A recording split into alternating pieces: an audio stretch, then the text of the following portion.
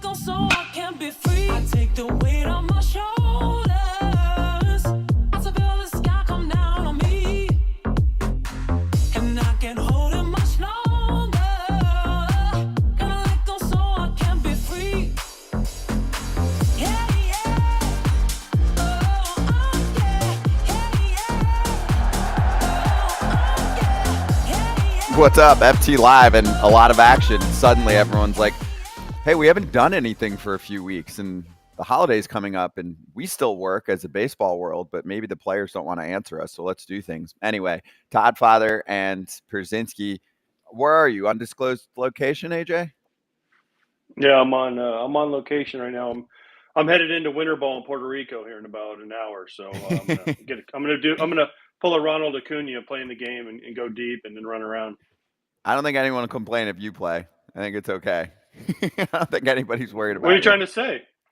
I'm just saying your free agency is going to be a little less exciting than some of what we've got going on today. But are you physically on a cruise ship right now? I am physically on a cruise ship as we speak. Okay, good. First service. FT Live. Exactly. Good service on a cruise ship. And Todd Father's sitting next to me, and a lot of the FT fam were with him on Saturday for the charity pong tournament. Yep. Go ahead. Give us the lowdown because it was awesome, man. You were great. Ooh, we got a little little live look at behind the scenes guy Jesse nailing cups, me missing, but let's go. We made it to Sweet 16. Jesse carried us, our production assistant, dominating. Nice. There's the crew right there that people don't see if you're able to watch. There's the crew. Jesse again, nothing but water. Oh man. Yeah, man, it was great. We had about 250 people there. Raised over $60,000 for the Children's Specialized Hospital. Everybody had a good time, and endless thank yous to everybody that came, everybody that supported. Thank you guys for promoting it, and the support was tremendous. So hopefully we get the same next year. And we keep moving on, trying to do this as an annual thing. It'll be a third year coming up. I love that. Every year we'll double it. That'd be perfect. Good plan? Wait. All right. Wait, I got a question. Ready. Did I hear there was water in the cups?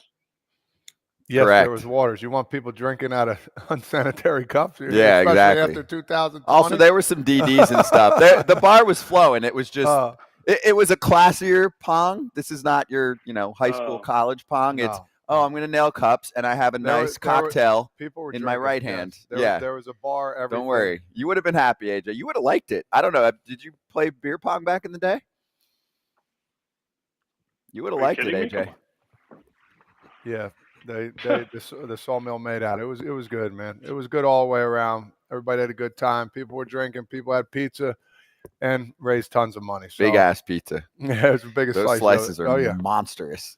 They are. They're huge. All right. Well, I love it. You were great. By the way, yeah, you were the man on the mic. I wasn't stopping. You were busy, dude. I was busy. I'm surprised you have your voice today. It was gone that day, and then yesterday I had to fly out to Chicago. I came back last night. Holy shit. It was a big weekend. So. Wow. All right. Well, good. We're happy you're here. Let's make some people some money. Okay. So let's charge the damn mound, and let's start with our boy Lance Lynn. It did not take long. 1-year deal. About $10 million, although I'm seeing some people say 11, but at least about $10 million for that 1 year, because sometimes people throw the buyout number in there and all that, because there's a club option for the Cardinals for year number 2 for about $12 million. The 36-year-old was drafted by the Cardinals, started his career there, returns there. He lives in Southern Illinois, so that's pretty close by for him. And AJ, he got it done pretty quickly. Was this where you thought it would be? I put prediction numbers for almost everybody, so I'm going to go check out where I had Lance, but what about you, AJ? What did you think? I did not have him going to St. Louis. One thing about Lance, he does not scream the Cardinals' way. So I figured he would not go back there, especially after playing with them there. So, listen, I'm happy for Lance. I talked to him. I asked him right away. I said, hey, dude, what's the Cardinals? I'm like, you can't get away, could you? And he said, hour and a half from my house, sleep at home every night. It was a no-brainer. So I'm happy for Lance. I'm happy for his family. And you know what? If he has a bad outing, you go to his pitching lab and his wife can film him working on it. That's true. That is true. This could be like his kind of swan song kind of deal, Hopefully he gets 2 years out of it. I know there's a club option, but I think that would be extraordinary for him. Close to home, as we talked about. I remember playing for the Yankees and the Mets. There was actually, I was in my mind, I'm like, oh, this is going to be terrible. But it was the greatest thing in the world because you're close. you don't have anything to worry about. If your family or kids can't come the first 2 games, they'll be there the third. You know what I mean? So whether they have school plans and all this kind of good stuff, it helps out totally with his family. And I think he's going to do well there. So he's going back to what he knows. And, hopefully they get more pieces there for the Cardinals. Yeah, the Cardinals need pitching. They had said kind of at the outset they need 3 starters. So there's 1, now 2 to go. And I think some Cardinals fans are looking for some big-time stuff, like a huge signing. I think some fans thought maybe they would be in on the Aaron Nola sweepstakes, which we'll get to in a sec, but they don't end up with him. By the way, Derrick Goold is going to join us in the second hour, who covers the Cardinals, so he'll give us more on what he thinks this Lance Lynn deal looks like, and then what's next. Also, by the way, Max Scherzer joining us a little bit later on. No big deal. Baby. But one other thing that I looked at for Lance, how does St. Louis play as a ballpark for homers? Because Lance gave up a ton of homers last year, right? And St. Louis is actually a pretty good pitcher's ballpark for homers. For offense, it's been kind of in the middle, kind of neutral, but for homers, it's at least top 10, depending on what you're looking at. So I don't think Lance is necessarily paying attention to that one way or another, but at the same time, AJ, I think, Lance Lynn in St. Louis versus, I don't know, Chicago, and like playing in the White Sox ballpark, or, playing in what are other big home run hitting ballparks. Cincinnati, I don't think Cincinnati should have signed Lance Lynn. I think this is a good spot for him to fit to the ballpark, because I'm a big believer in players fitting in certain ballparks. No, I agree. And plus, Lance has pitched there before. He knows the market. He knows the ballpark. He knows the people. A lot of the people are still there. So I think this is a great signing for both sides. I think it was cheap for the Cardinals. So they were like, all right, awesome. We can get this done. Lance wanted it done quick. Listen, when you get older, you just want it done. And you'll be willing to give up a couple $1 million especially to play close to home. So, again, this is a great signing for both sides. I think Lance is going to go there and do well. Yeah, and I think it's I'll finish with this. It's one of those things where there's going to be a lot of signings, Scott and AJ, that we go about are like, why? It's kind of interesting what happened there. This is one of those feel-good kind of signings where it's like, all right, that makes sense. He's going back there. Listen, he's older. He wants to finish strong, and he's close to home. It's one of those, all right, that's a good fit. And we'll probably say that for a couple more as we get going here, but there's going to be somewhere to be like, what are we doing here with this team? But this one, solid start to the free agent offseason. And plus, if you're a regular FT fan, Lance Lynn joins us quite frequently. So we're going to get some good insight on the St. Louis Cardinals this year, which I'm excited about. We had Ryan Helsley joining us pretty frequently this past season, so we'll add Lance Lynn to the list. And then Reynaldo Lopez popped up minutes before the Lance Lynn signing. There you go. Lopez will be stretched out to start in spring training for the Atlanta Braves to give options of the rotation or the bullpen. This, according to David O'Brien, our friend who writes for The Athletic and covers the Braves. He had seasons of 188 and 184 innings in 18 and 19. Stuff rates higher now. Yeah, he went to the bullpen. His stuff ticked up significantly. He's turning 30 in January. So this is a 3-year, $30 million contract with a club option. So it's $4 million in 2024. So the Braves are going to save some money on the front end of this, and then they're going to pay him $11 million in 25 and 26. Some fans looking at it like, oh, that helps the luxury tax, which is kind of like a salary cap. Yeah. Not the case, because that looks at average annual value. So it's still on the books as $10 million per year against what I call the salary cap. And then an $8 million option for 2027, or they can buy him out for $4 million. If you're listening to the pod, hopefully you wrote all of that down and had some fun with the math. But it's 3 years, 30 for a dude who has significant stuff, one of the better relief pitchers in this market right now, and then he could be a starter for the Braves, and they need starting pitching. His strikeout rate was up significantly this past season. I mean, his last 32 appearances of the regular season, his ERA was 1.13. So in my mind, you're looking at a dude that has started in the past, maybe joins a different team and is a more mature pitcher now and could do it again. And if not, at worst, you have a high leverage reliever in the back end of your bullpen, with a bullpen that's already got like 6 guys that could be high leverage relievers. They just traded for Aaron Bummer the other day. They re-signed Pierce Johnson. The Braves clearly value the bullpen. Yeah, and I think if we're looking into this a little bit, they're looking like, we had injuries. So what are our backup plans here? I know they got some minor leaguers coming up, but they're not, they're suspects until they're prospects. You know what I mean? They're not there yet. So to have this kind of guy that can go try him out as a starter, if that doesn't work, he can go in relief. The Braves are finding ways to do things. I don't know about the numbers. I didn't really dive into that, like whether that's a really good price for him or not, but good for him. He's guaranteed 3 years. It's a solid pickup for the Braves. And the Braves are finding ways to get things done. I think they're thinking ahead of the game. What happens if we do have an injury? What happens if this guy takes off and then we look like the best team in the world again? So another good pickup, I think, in my opinion, for the Braves. Our You know what? Chicago Breaking White news Sox also, Todd? expert. Yeah, you got more breaking news? Yeah, Lucas Giolito is now signing with the Braves also. Because wherever Lopez goes, Giolito has to go with them. So they got 2 for 1 out of this. Giolito's also going to the Braves now because they've been everywhere together. No, I think it's a great signing. I think Ronaldo Lopez makes a lot of sense for a lot of teams. The numbers, I think, might have surprised some people, but this guy was awesome for not only the White Sox, but for the Anaheim Angels and then for the Guardians at the end of the year. So I think this is a great signing for the Braves. It gives them depth, and if they're going to stretch him out to a starter, remember they lost Fried last year. They traded Kyle right away. They Smith Schwarber and Elder struggled in the second half. So it's a great signing for the Braves, and I think it gives them, like Todd said, a lot of options going forward. And it's something the Braves needed. And I like that Alex Anthopoulos said they're going to spend. They're going to try and win it because the last 2 years they were disappointed because they didn't win it with the team they had. And they've gone all in on the pitching. And I think this is great if you're a Braves fan. Yeah, and these are in the early in free agency. I just want to pinpoint just these little tidbits. A trade for Bummer, picked up Ronaldo. Like, we're not going to be thinking about this, and as the free agency goes by, and we're going to look down the road, and the season's going to start. Like, oh shit, we forgot about what the Braves just did here. So these are kind of sneaky little fillers here that many people are going to go unnoticed, especially with the big guns coming up here, going to get picked up hopefully sooner than later. There are some GMs that don't just sit around and deliberate, and that's Alex Anthopoulos. He's done that for several off seasons now, where he makes significant moves early on in the off season and doesn't wait around and play the whole, like the little foo in the sandbox, like, there, yeah. Oh, this is what we have here as your value. Like, let's just get it done. Dombrowski does that too, which we'll get to in a sec. But actually, for me, I think it could end up being a pretty significant bargain if he somehow does figure out the starting pitching role again, because his stuff is great. Even if his fastball velo isn't, I think he was like 99, sitting 99. Even if he's like a 96, 97, and he's got more control of his secondary stuff than he did a few years ago. 3 years, 30 for, I don't know, a guy that could be a number 3 starter.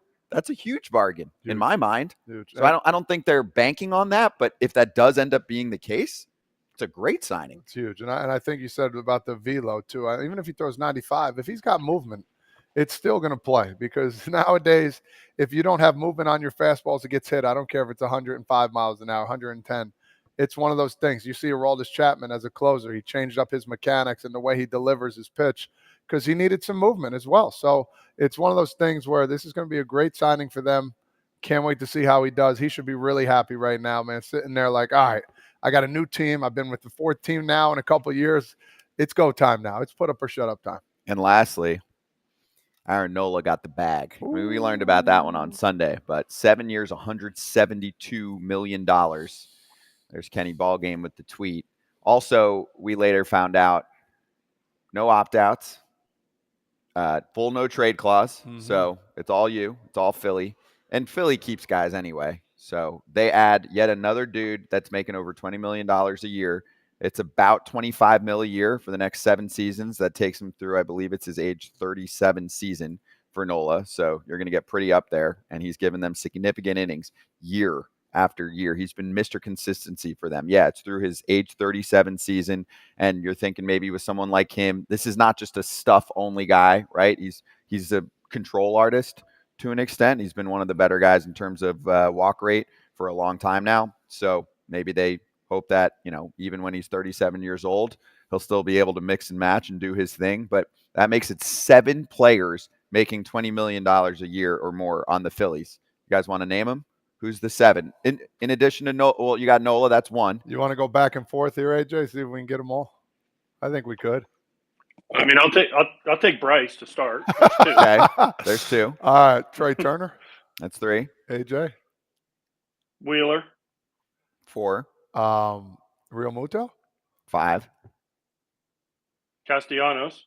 6. 1 more. Schwarbaum. 7. Wow, you guys nailed that easy. That was easy. Those are big names. I'm sure if we got that wrong. Hey, listen, good work. He turned down money to come back here. That goes to show the person he is too. I mean, I heard about the Mets, and as one team. I just think about it. The poor Mets, as always, they're trying to get these guys and couldn't get them. But good for him. Coming back to what he knows and loves. Man, this is another great pickup. A lot of money. He deserves it. He's worked his butt off. I'm 0 for 15 or 16 against him, so he's definitely really good at what he does. No, but he is. He's a solid pickup. And you get the classic AJ. Oh, he might prefer the South because he's from Baton Rouge, Louisiana native, went to LSU. Every Braves fan thought they had him, especially when they're clearing up money and they're making all those deals. And they're like, oh, he's coming off a down year. Maybe we can get him for mid 100s. He's going back to Philly. You know what? This tweet right here by Fuzzy sums it up for me, and I tweeted about this too. The Phillies keep their fucking guys. They keep their guys and they pay them fairly. Now they might not overpay for them to get them to come back, but they treat them well enough when they're there, and they pay them well enough that they don't want to leave. Guys want to go to Philly, and we've talked about this in the postseason. Todd, how fucking cool was it, and how much did you want to play for the Phillies in the postseason? Oh. The stadium was packed. The way they got along, the way they acted. I mean, it looked like the most fun time ever to be a part of the Philadelphia Phillies. And Nola's been there. He was there in the bad years, and now he's there for the good years. And listen, they rewarded him for that. And this is what an organization should do. They pack the stands every night. They make the playoffs the last few years. They're in it. They're trying to win. As a player, you look at it and say, gosh, dang, I want to go play for the Philadelphia Phillies. Because you know what? For the next 4 or 5 years at least, they're going to be pretty fucking good. You know what is undervalued? Fun. The Phillies look like they're having fun. They're treated well. They got some dudes, man. They got some dudes over there. I don't know. I'll be honest with you. I'd be very surprised if they don't win at least one World Series in the next 3 or 4. They just have some dudes, man. They're stacking up. This is their time period. And for Nola, too, I mean, he made adjustments late that helped him a lot. He was getting smoked out of the stretch, right? He made some adjustments late in the season that really helped him. He was really solid in the postseason for them, a 2.35 ERA in his 4 starts. But those delivery changes were around mid-September. He had said the pitch clock affected him. It's a guy that's been in the league for a while. So I believe in him long-term. 36, 37, I'm not making any promises, but at least for the next 3-4 years, you feel pretty good about what Aaron Nola's done. Plus, they've had him. Whenever a team is still going after the dude that they had for a long time, they know his medicals. They know how he preps for games. It's a fit. It's a quicker MRI. It's a quicker everything. Yeah, the physical is, how you doing? Oh, Aaron. Aaron's back. What's up, Aaron? You good? All right. Let me just feel your elbows, your knees. Everything's still on? Okay. Go sign that contract, baby. Right? Isn't that what they do, AJ? No, I mean, some teams. Listen, God knows, when you go to some teams, they give you the full probe. Other teams, I got claustrophobic. I lost it. On the MRI? Oh, I lost it. I think they know what they've got with Aaron Nola. 2 of them, and I lost it. All right, so we'll continue the Aaron Nola combo because Russ Dorsey is going to join us in a second. We'll get his thoughts on the signing. But poll question for you. Where does Yamamoto sign? Because he's getting posted tomorrow on Tuesday. We'll give you some options. Mets, Cubs, Cardinals, other. And obviously, there are plenty of write-in candidates. So watchstadium.com/foul territory to vote. Be right back with Russ on Yamamoto, Nola, and more. What can the game do, even from like a younger pitcher standpoint, like developing pitchers, to try and adjust to this? Like, is there a way that, pitchers should now be preparing themselves for the future to not get hurt? Because, the guys that have been in the game for a while, we're going to have Max on, I think, next week. And obviously he's going to be pissed too. But do you think there's anything we can do going forward? Yeah, I mean, I think it's going to change how guys train. It's changed how I'm training this offseason. A lot more cardio involved, a lot more sprint work, that kind of stuff to try and get your body to recover faster, obviously, in that basically 10 to 12 second window. Everyone likes to think of it as it's 15 seconds and it's 20 seconds, and it's really not, because you're delivering the pitch, you're getting the ball back, you're getting back on top of the mound, you're losing a couple seconds there to really have time to take a breath and get your feet back underneath you. It's really only 7 or 8 seconds. So when you look at it, you look at Olympic sprinters and stuff that are sprinting those short distances. They're not going sprint after sprint after sprint. They're getting time to get their breath, let their muscles recover. So obviously it's a little bit different, but being a pitcher, it's an explosive movement over and over and over again. So taking time away for us to get that extra breather I think it's going to cause more problems than it is going to help to try to cut off another minute or two of a game. I think MLB is maybe going a little bit too far with this, and I agree with Todd. It should be the other way. You should be adding a couple seconds without guys on base, because 15 seconds is really short. But like you say, there's 4 of us in the competition committee that we have some pretty good names on there advocating against it. But when you got 6 owners on there, you kind of are outnumbered. And now back to foul territory.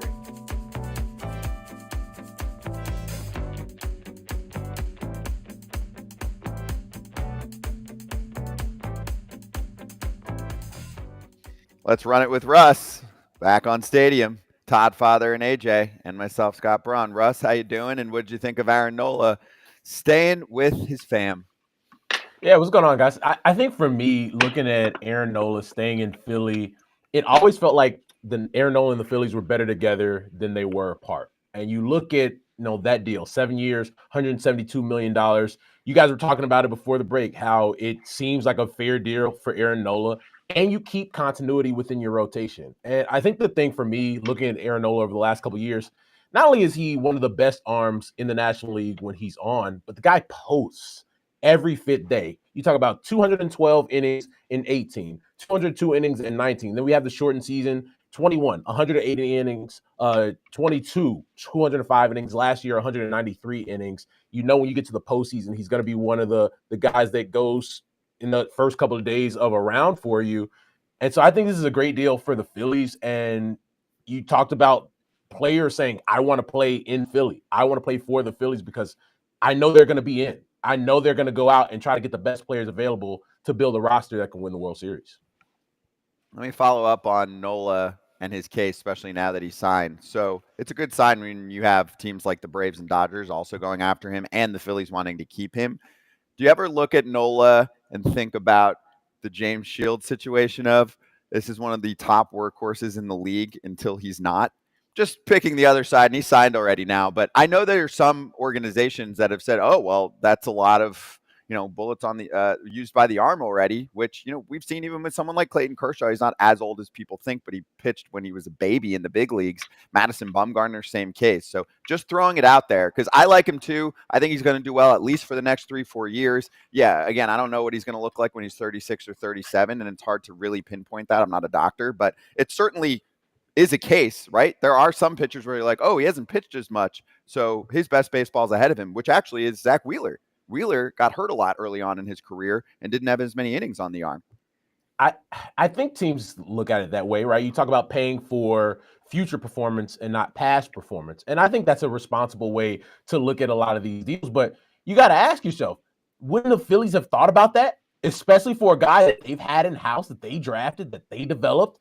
And then you see him in the postseason, like, nah, man, if we want to get where we want to go as being a team that competes not only for, being in the postseason every year, but competes for a World Series, they clearly wanted Aaron Nola to be a part of that. They clearly wanted him to be their priority going into the offseason.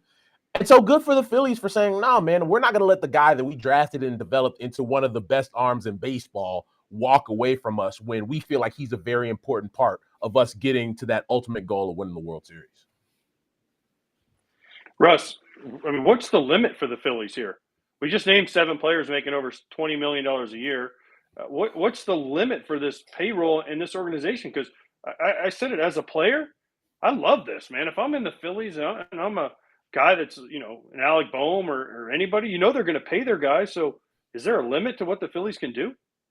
Well, I think that's where you look at Bryce Harper's deal, right? That's why it was so spread out where, Bryce can still make the $330 million on that deal, but it's spread out over 13 years where you can bring in a Trey Turner. You can go out and get a Kyle Schwarber and a Nick Castellanos. You can bring back a guy like an Aaron Nola who they were able to draft and develop. And I think something that I think a lot of executives think about is like, hey, if this thing blows up, you're not going to be there anyway. I had an executive a long time ago tell me, hey, man, you get hired to get fired. And that's kind of the cyclical nature of the business. And so if this thing doesn't work out in 6-7 years, or it does work out in 6-7 years and you have a World Series or 2 on the mantle, you're not worried about what you paid 7 years earlier because you got to that ultimate goal. Hey, I want to bring up Ronaldo Lopez here a little bit. He was really good pitcher, young guy coming up, was a starter, then turned into reliever, been on a couple different teams. You've seen him before. What does he bring to the table now, knowing that he might be a starter again? If not, they can easily put him back into the reliever role with the Braves now since he's with them. I think this hopefully will kickstart him again to being that top dog again. What do you think? No, I'm with you, Todd. And I think there's a value to the flexibility of being a guy that can, make a spot start occasionally or be a really good bullpen option. Like you saw him when the White Sox put him in the bullpen, that fastball getting up 99, 101 miles an hour with that great secondary stuff that he has where he can use that to his advantage. And a guy that I would compare Reynaldo Lopez to, or I would, if I'm the Braves, I tell him, hey, this is who you should emulate, Colin McHugh. Right? A guy who was a starter for a long time and then transitioned into being in that flex role, bullpen role, and he thrived, coming out of the bullpen, whether that was in Houston with the Astros and then what he was able to do down in Atlanta with the Braves. I think there is a path to being a really successful bullpen piece or swingman, if you will. And I think that's a role that Reynaldo Lopez can achieve down in Atlanta. All right, so I want to continue on the starting pitching market with you, Russ. Yamamoto has, not yet, but he's about to be officially posted on Tuesdays, where all the reports are coming out from the people that know what's up, including our buddy Ken Rosenthal. So what have you heard? What do you think? I mean, the one thing I can guarantee is he is going to get paid because I think he's going to get more than Nola. I think Nola's going back to his original team.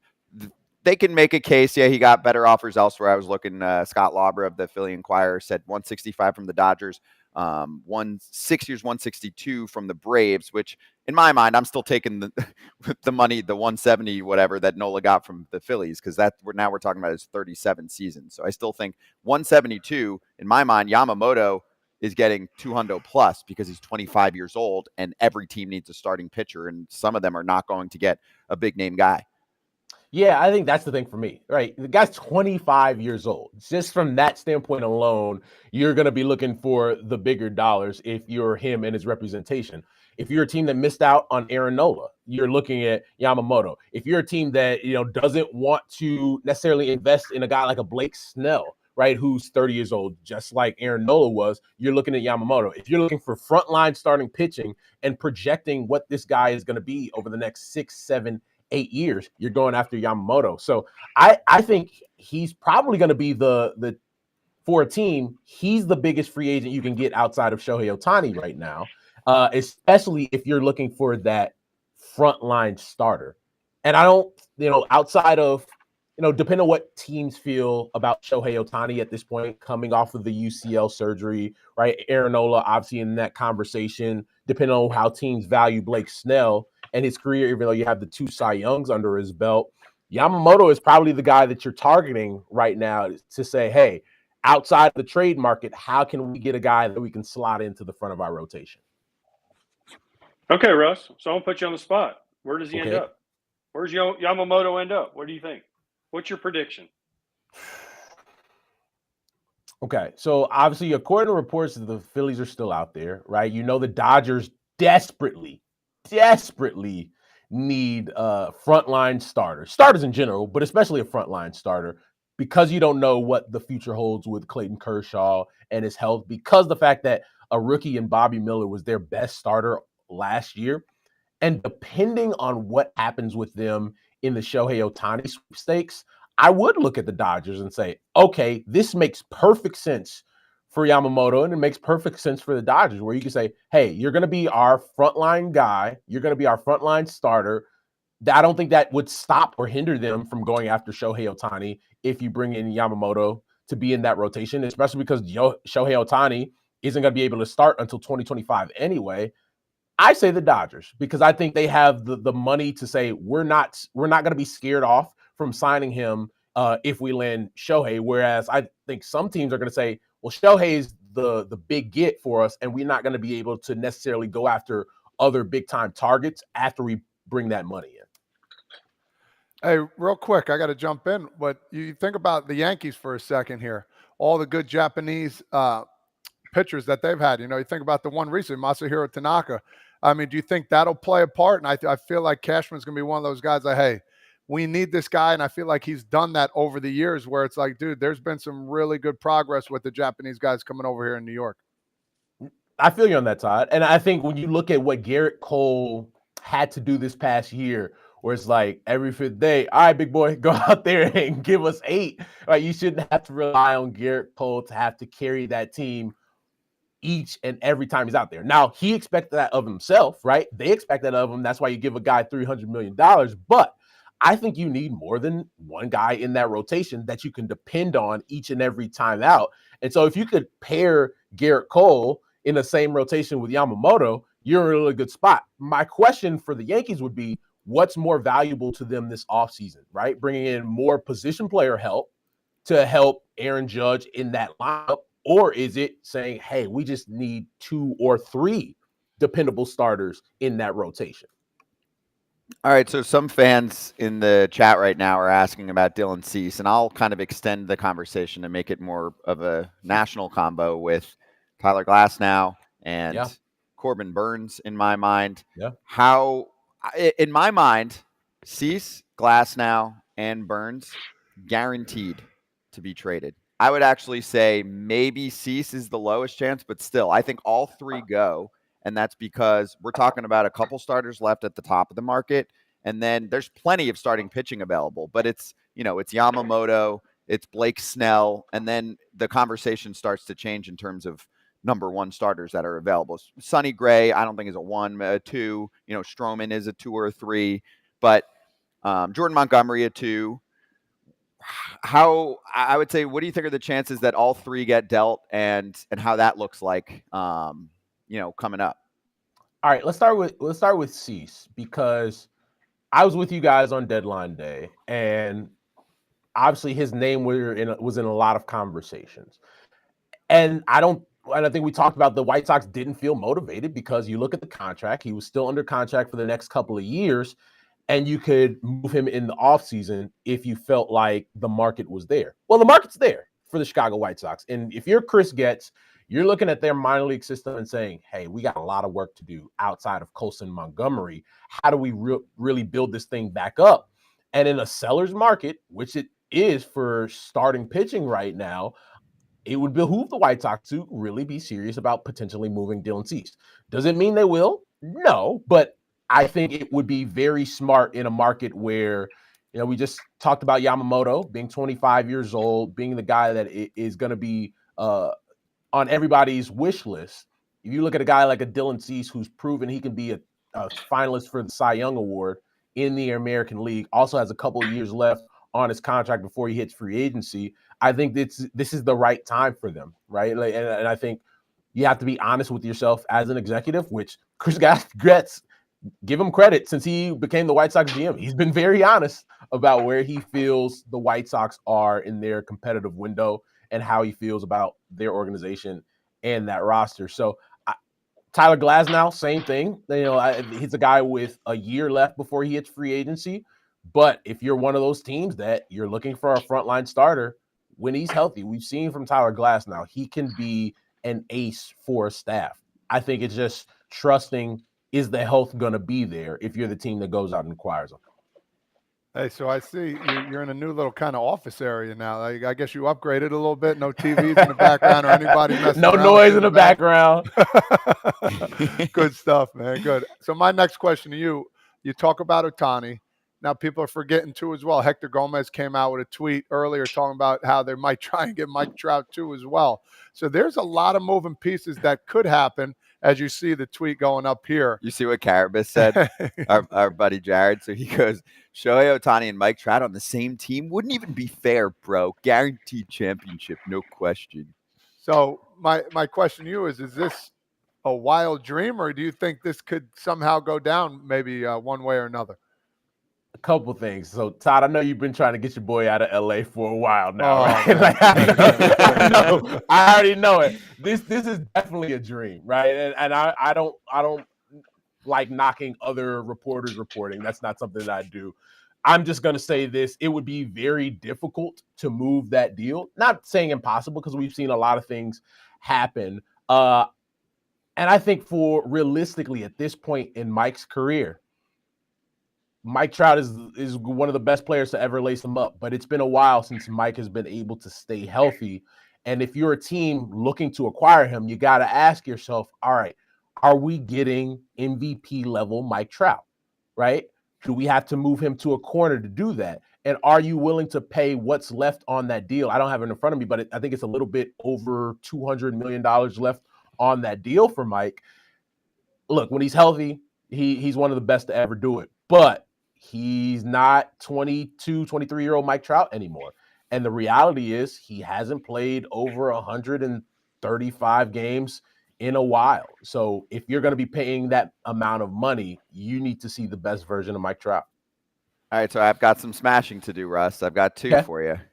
Number one, not you, by the way, just the report. And Hector's reporting what he's being told. But does anybody think that Artie Moreno, who's not the smartest baseball man, who is very in control of what happens with his team, even if it hinders his team from success, does anyone think that even if he does somehow say, all right, it's time, let's trade Mike, that he would allow a trade to the Dodgers, even if they had the best offer and were taking the most money? Because I say no. Well, no, because I know for a fact that the Dodgers called about Shohei Ohtani 2 seasons ago at the deadline, and the Angels said absolutely not. So to your point, I have a very hard time believing that all of a sudden they have this change of heart. It was like, hey, we're going to give the best player to ever lace him up to the Dodgers. Have fun, down the street with Mookie and Freddie Freeman. No chance, right? Even if you're Perry Minasian and you're some of the smarter people that, work for the Angels, and you're sitting there with Artie and you're going, but Artie, we could bring on this player, and we could get back. I know you're going to have trouble seeing Trout succeed maybe with the Dodgers, but we could have some Dodger players succeeding with us. No, it doesn't matter. He doesn't think that way. That's not how his brain churns. So I say no chance. Could Trout get traded? Sure, at some point. But I'd say the Dodgers are probably maybe the only team on that list that has no chance of landing him on a trade, in my mind. I think, is it realistic that teams probably want Mike Trout? Absolutely, right? Mike Trout is still Mike Trout.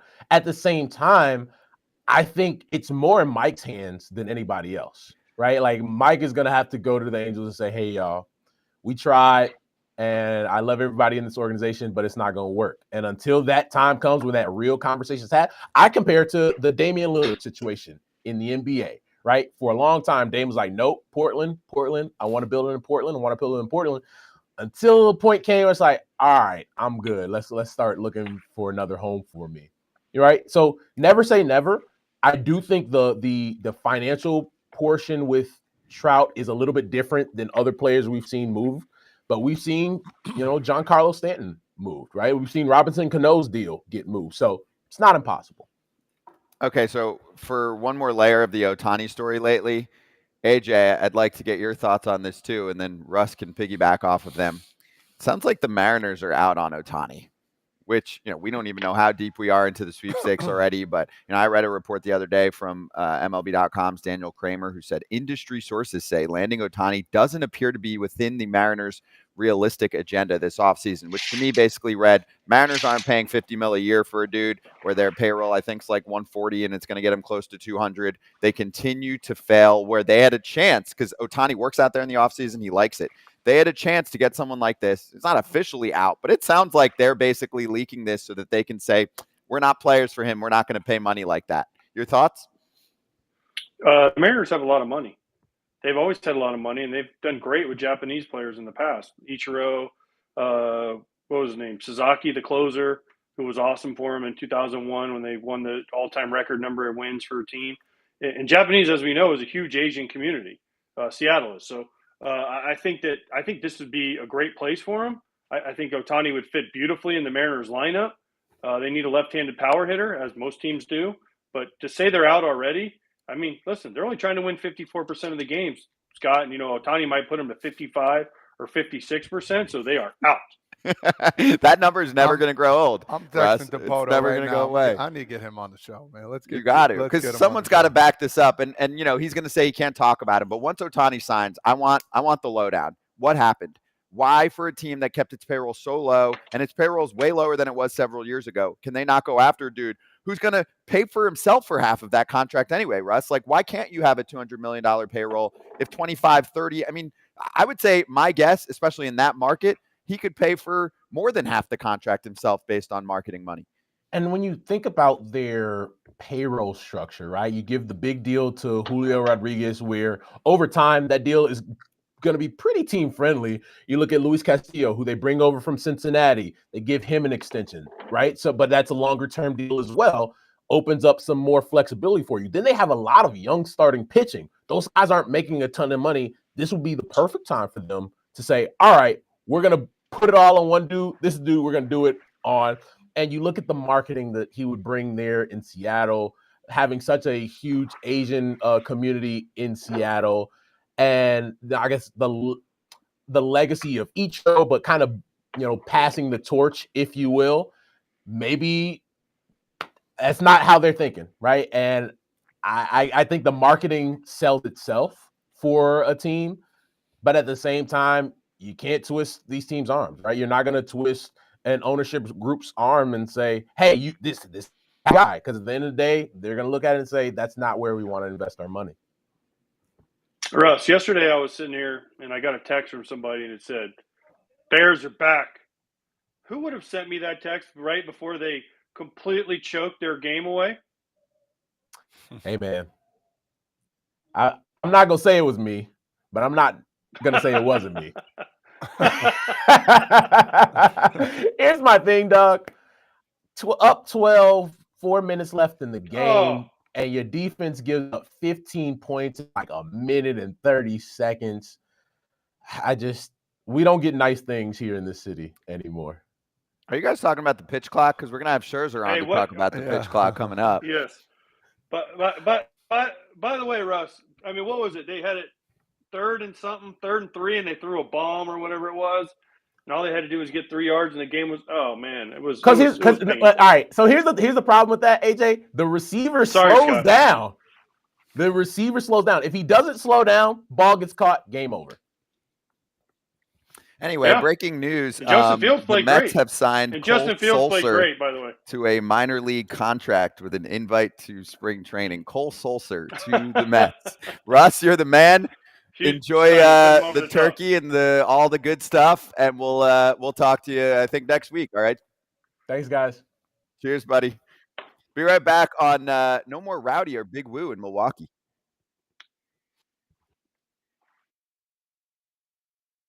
Well, I wrote about this today. Last season, there were 10 clarifications issued after opening day, adjustments to the new rules.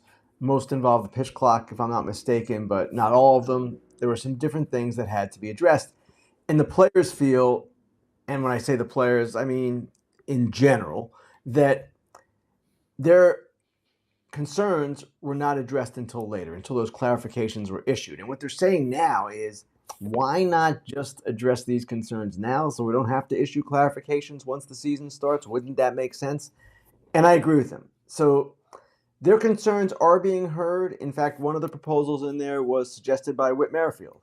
But in general, a lot of pitchers oppose this idea of going from 20 to 18. And one of the points that was made to me yesterday in preparing the story I wrote about all of the different changes that are being proposed and suggested, the complaint that I heard was, hey, we just had a really successful year. This was undoubtedly a success. Corbin said it too. Everyone agrees that the game is in a better place.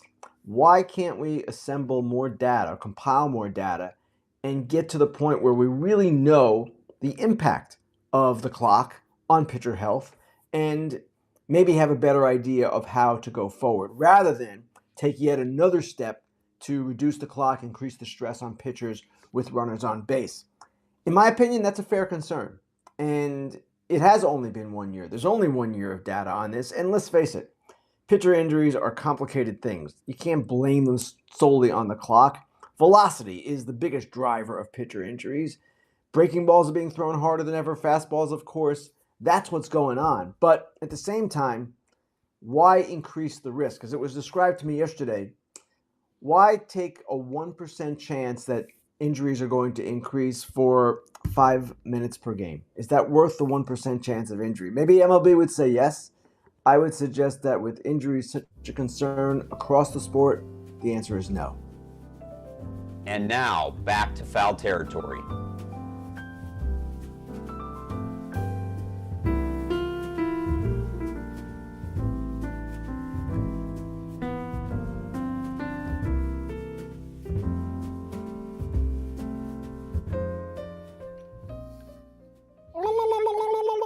Is that turkey making some noise on there? Yeah, that's good graphics if you're checking out a little bit of the YouTube action.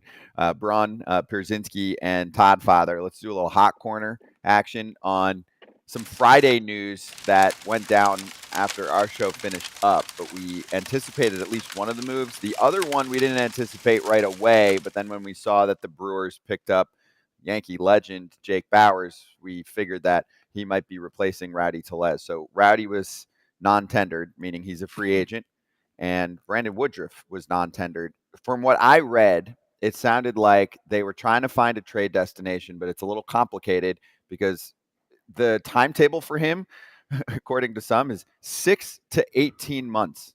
That's a massive difference. So if you think he's going to come back this year and be effective, yeah, that can be huge for you, and you can try and get the 2-year deal for him. But it just sounded like ultimately it was going to be less complicated to just let him be a free agent, pick his destination. Almost felt like it was kind of some good graces to him too. Can you explain, just so some people don't understand, what non-tendered means? Yeah. For everybody. So he's at a point where you tender a contract, and that means that they have to either come up with a number that they agree on, or you go to arbitration and you put up a case, and the Brewers say one thing and Woodruff says the other, and then they award the contract one way or the other. The guesstimated number was about $11 million was what Woodruff was going to get if he went to ARB, and the Brewers aren't going to pay that for a guy that they don't think is necessarily going to pitch, and they don't know. As you can see here, John Heyman said best ever ERA for a Brewer.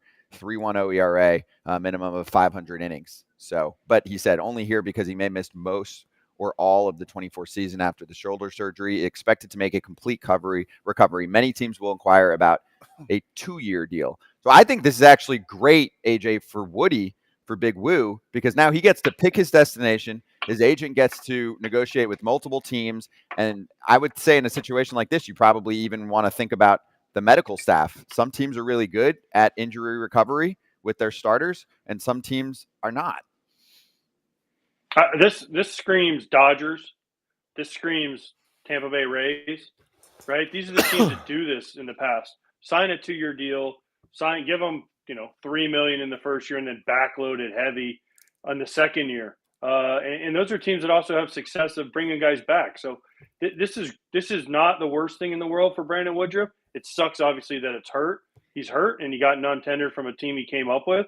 But at the same time, like you said, Scott, he can pick his destination. He can pick the medical staff. And most importantly, his agent has options now because, again, teams are going to say, hey, we know he's out for the first year, but we'll take the medical on the first year end, and we'll push it all to the back end and hope he comes back as the old Brandon Woodruff. Yeah, the Dodgers love doing this. They've done this with a number of guys, and some of them don't make it back or don't look the same, but they're able to take on the expensive risks. I'll throw another team out there that I think's dealt with some big-time pitchers that are making their way back. The Rangers are rich, especially if they don't get someone like Ohtani. Imagine if Big Woo does get himself back for the end of the 24 season and then even just having him for the 25 season. I think Chris Young is valuing starting pitching more than most GMs are, and it's not an expensive risk for a team that just made a boatload of cash. Big Woo signing there also would get himself the tax-free money. So I would put a team like that in the mix too. Where do you think the price would be for that deal, though? For so a couple of years. I got to look at a comp, because if you look at I'll give you a comp. This has like a 225 written on it. This is like a 225 deal for me, right? Didn't Glasnow sign like a deal like that when he was hurt too? Exactly. So that's who I was going to bring up. So you've got Glasnow, who in late August, when he was going through the TJ recovery, signed the extension 2 years, about $30 million through next season. So it looks like he got basically $5 million during the time that he was rehabbing. and then or not rehabbing in the 2023 season, right? Which is what he came back for. And still gave the team, low hundreds innings, and he was great by the end of the year. He looked like an ace. And then this coming season, he's going to make $25 million. So that's the chunky part of that contract that they'll probably trade away. I think he'll get less than Glass now, AJ, because big difference of TJ versus the capsule surgery with your shoulder. That's a tough surgery to come back from, even though obviously you're hearing, it went really well. Sure. And, he's not old, but it's just a riskier surgery. So I think that makes sense. Shoulders, 25. yeah, something around there, but shoulders are harder to come back from than elbows. Everyone knows that. Tommy John now has gotten to almost be like every pitcher has it. It's sad that every pitcher almost has it. It's like, it's not a matter of when they're going to, or if they're going to have it. It's like, when are we going to have it? Now they're like, just get it early. So that way you can rehab and we'll get you through it. So, but shoulders are always tough. There's more guys that have a hard time coming back from shoulders for some reason than elbows. But I think Brandon Woodruff can do it. He works hard. So yeah, 225, even the Glass now, 230, something like that. I mean, those are the contracts teams can swallow and understand and be okay with it. I got another team. The Atlanta Braves, I think, could make a play. They don't do this as often. They want to win now. They want to win now, though. I know, but Big Woo could come back by the end of the season. And also, I mean, still, you're looking at a guy that if he does come back and he's healthy, I mean, he's been a 1 for the Brewers. He's from Mississippi. I don't know. I could see Big Woo being interested because you know this too, because there are many guys that cover this boat where they'll go, yeah, I got 4 offers. They're all exactly the same. Like this could definitely pop up on that front and then give him the chance to pick between some of those teams. That's what happens pretty frequently. So he'll be fine. He's going to find a team pretty soon. And for Rowdy, he'll be fine. He's got the Pilates working. I think he's going to have a bounce back year. He's not going to rip his finger open. So we'll talk to Rowdy at some point about his free agent case. Be right back. Go through the poll question about Yamamoto. Showing up in spring training this year, looking around at the talent and then kind of watching everything fall into place, winning 104 games. Definitely felt like we were going to be the last team standing, but it just proves how hard it is to win in this sport. It doesn't, and this sport is great because it doesn't necessarily reward the team that was the best team in the regular season. It rewards the team that gets hot at the right time, and I think it's a great thing for the sport. It allows teams that are in the mix at the deadline to go out and try to add teams. It's not about winning 104 games. It's about getting an opportunity to play in the playoffs. And I think you saw with a team like the Rangers that, clinched their playoff berth on the last day. The Diamondbacks clinched the playoff berth on the last day. It just shows getting in and getting hot at the right time could take you really far. But yeah, Toronto felt like that 2015 season where, it started in the offseason with getting a guy like, Russell Martin to sign on, trading for Josh Donaldson, and then the additions you make at the deadline, Ben Revere, Troy Tulowitzki, David Price, the buzz that was in that city, the electricity that was at the games. And I just never been a part of a team until this year where every time you stepped on the field, you just felt like you were better than the other team and that you were going to win. And if we lost, we had to play our absolute worst and the team had to play their absolute best. And there wasn't this feeling like, can we win tomorrow? We just knew that we were going to win tomorrow. And that was the 2015 Toronto Blue Jays. And I think that even showed itself going down 0-2 in the playoffs, going down 0-2 to Texas. I just felt like that was the mindset of the team all year is we're better than any team we were going to face, and it didn't matter if we lost the game before the next game. We knew we were capable of winning every single time we stepped on the field, and I definitely feel I've had some time to reflect after, not advancing this year, and I still feel like the 2015 Toronto Blue Jay team is still the most disappointing loss that I've had, not winning a World Series. And now back to foul territory. Back on FT Live. First off, the bonus code foul is still very much in play for you. A $1,500 first bet offer from our fam at BetMGM. When you download the app for the first time on iOS, Android, or at betmgm.com and sign up and deposit at least $10 into that new account, you place your first wager, and depending on how much it is, you can receive up to $1,500 back in bonus bets if the bet loses. And if that happens, your bonus bets will be available once your initial wager is settled. Gambling problem or concern, call 1-800-GAMBLER. Okay, so poll results and predictions from you guys too, on where you think Yamamoto is going to end up. So Mets are leading the pack.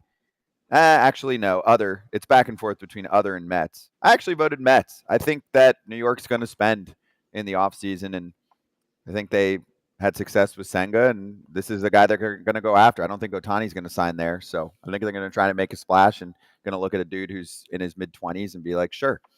I think they'll try, and then I think You don't think they'll get him? the baby Bombers are going to come over the Do top. you? Yeah, I do. I think the Yankees are looking for offense if they're going to do their big splash over pitching. No? No, I'm not saying I don't agree think with both? you. But I think to have another arm would be pretty solid. Of and, course. And having this guy right away, from what I've seen, the guy's absolutely filthy. So he would make an impact right there. I think one or the other should. I mean, everybody should get him, but one or the other is going to pick him up, in my opinion. AJ, where's he going? The Mets need him, the Cubs and the Cardinals need him, and the Yankees. So he's got 4 pitchers. I think the Cubs make a huge splash for him, but I think he ends up. I kind of agree with Scott here. The Mets tend to overspend on things like this, and the Yankees are counting on Rodon coming back. Yeah, they just spent a lot on Rodon. They can take a lesson from the Braves, though. You pick up a guy like Lopez to have a backup. I mean, he would have fit well. Yamamoto is going to be a $220 million backup. That's not a backup. That better be your one or two. Just imagine Rodon coming back and Yamamoto. I mean, come on, it's and Cole. It's time. Yeah, it's time, man. I don't know. We'll see. We'll see what. Listen, we could all be way off, and that's what the crazy and fun part is about free agency. I can tell you if this. I hit one right, I'm going to be pretty darn hell happy. Yeah. Also, if the Dodgers somehow don't get Ohtani, for example, this is their guy they're going hard after because they've been saving up to spend money this offseason. Fans are looking for a little more bite out of the free agent apple, so we'll see what happens. All right, so right at the top of the second hour, we're going to talk to Max Scherzer. Derrick Goold will join us later in hour number 2 as well. See you on the FT YouTube channel.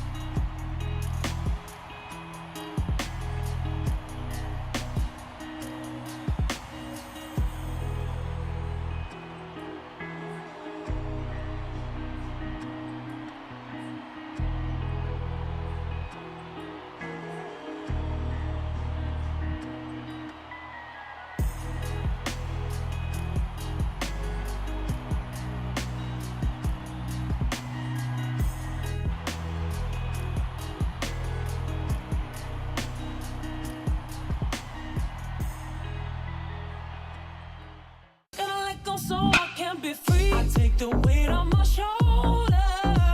I feel the sky come down on me, and I can't hold it much longer. Gonna let go so I can be free. Yeah, yeah. Oh, yeah. Yeah, yeah. What's up, everyone? Let's start hour number 2 of FT Live. Braun, Todd Pierzynski, and Max Scherzer joining us right now. Max, how you doing, man? Happy offseason. Also, most importantly, dude, because we haven't talked to you since, congratulations on winning a World Series title. All right, thanks for having me on, guys. Yep, good. Yep, number 2. That one was really cool. So good to be a champ again. Dude, worth the craziness during the season to get over there? Yep. Wife and I definitely had a nice little reflection upon that of just how crazy this year was, and it was all worth it, and that's why you do it. We'll pack up the family, do whatever we got to do to be able to win, and it's all worth it. AJ, you got to get the lowdown. Don't you like to hear about the celebration play-by-play? Yeah. Dude, we saw it. Him and Hedges were everywhere. It was like Bochy, and then it was Scherzer and Hedges.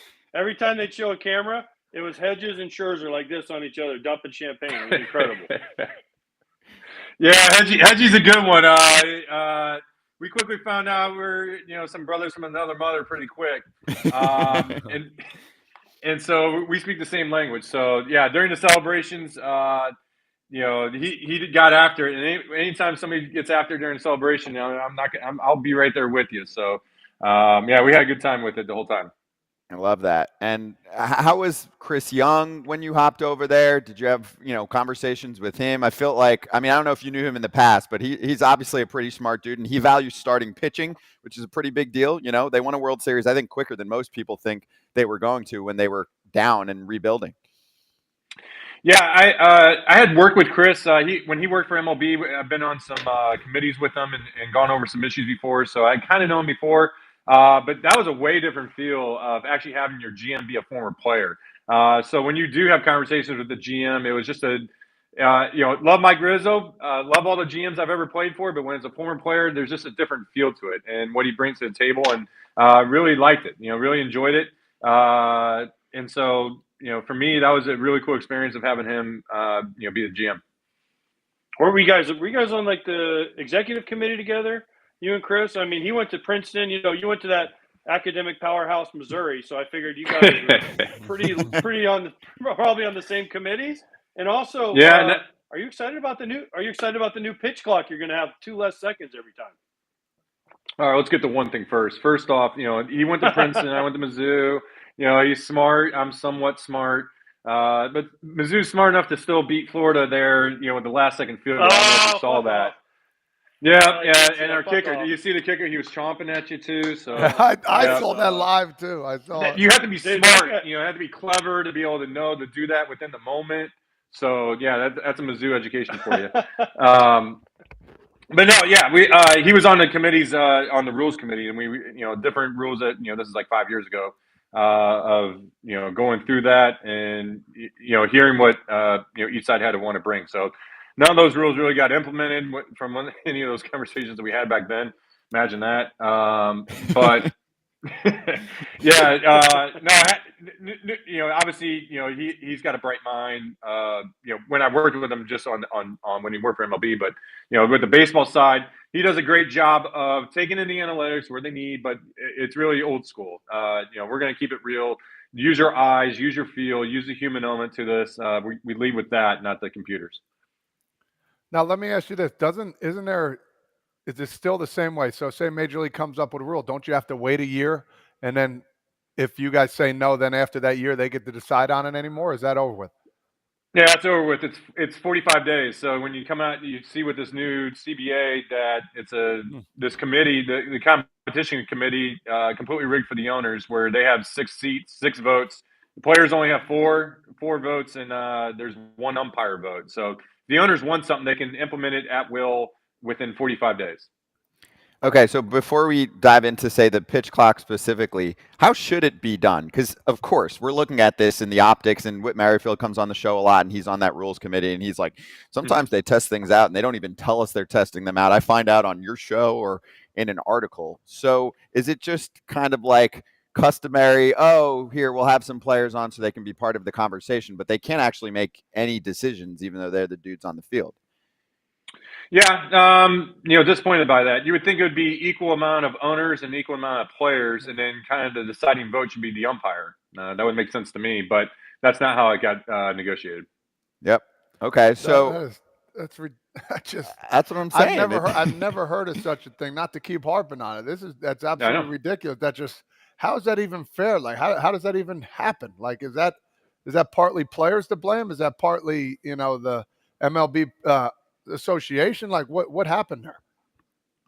That was how the negotiation went. Like I said, I voted no. The whole subcommittee voted no. There was details in there that we did not like, and this is one of them.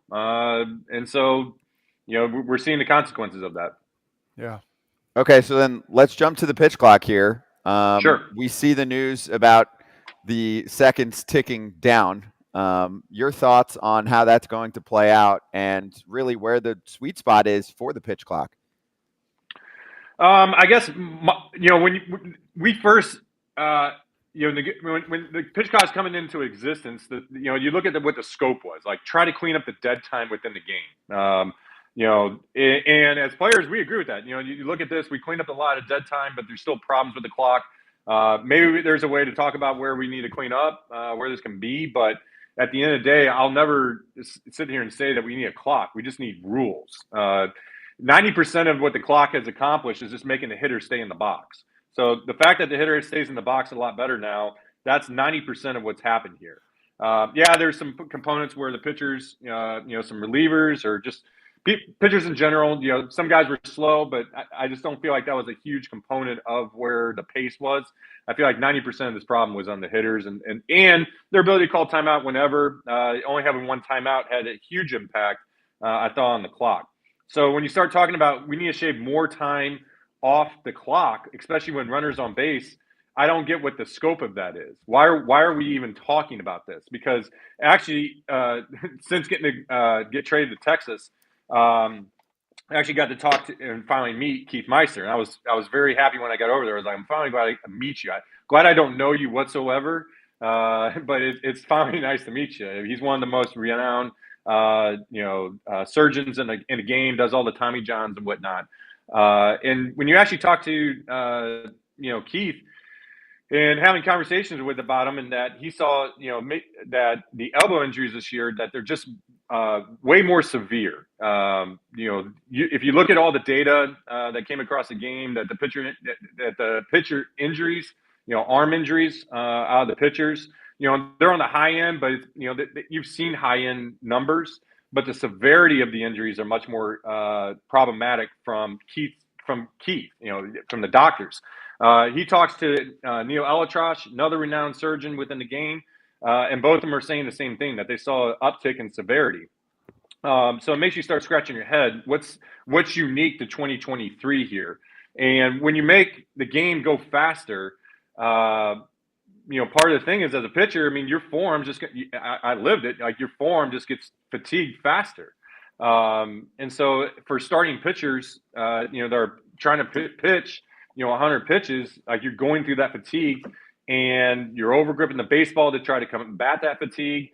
And, that's a very plausible reasoning, for the severity of the elbow injury. So when you actually step back for a second and start thinking about, let's protect the pitchers here for a second, and that the clock might, it's not a 1-for-1, correlation. There's multiple reasons why you would have, for a pitcher, any type of form, strain, Tommy John, you name it.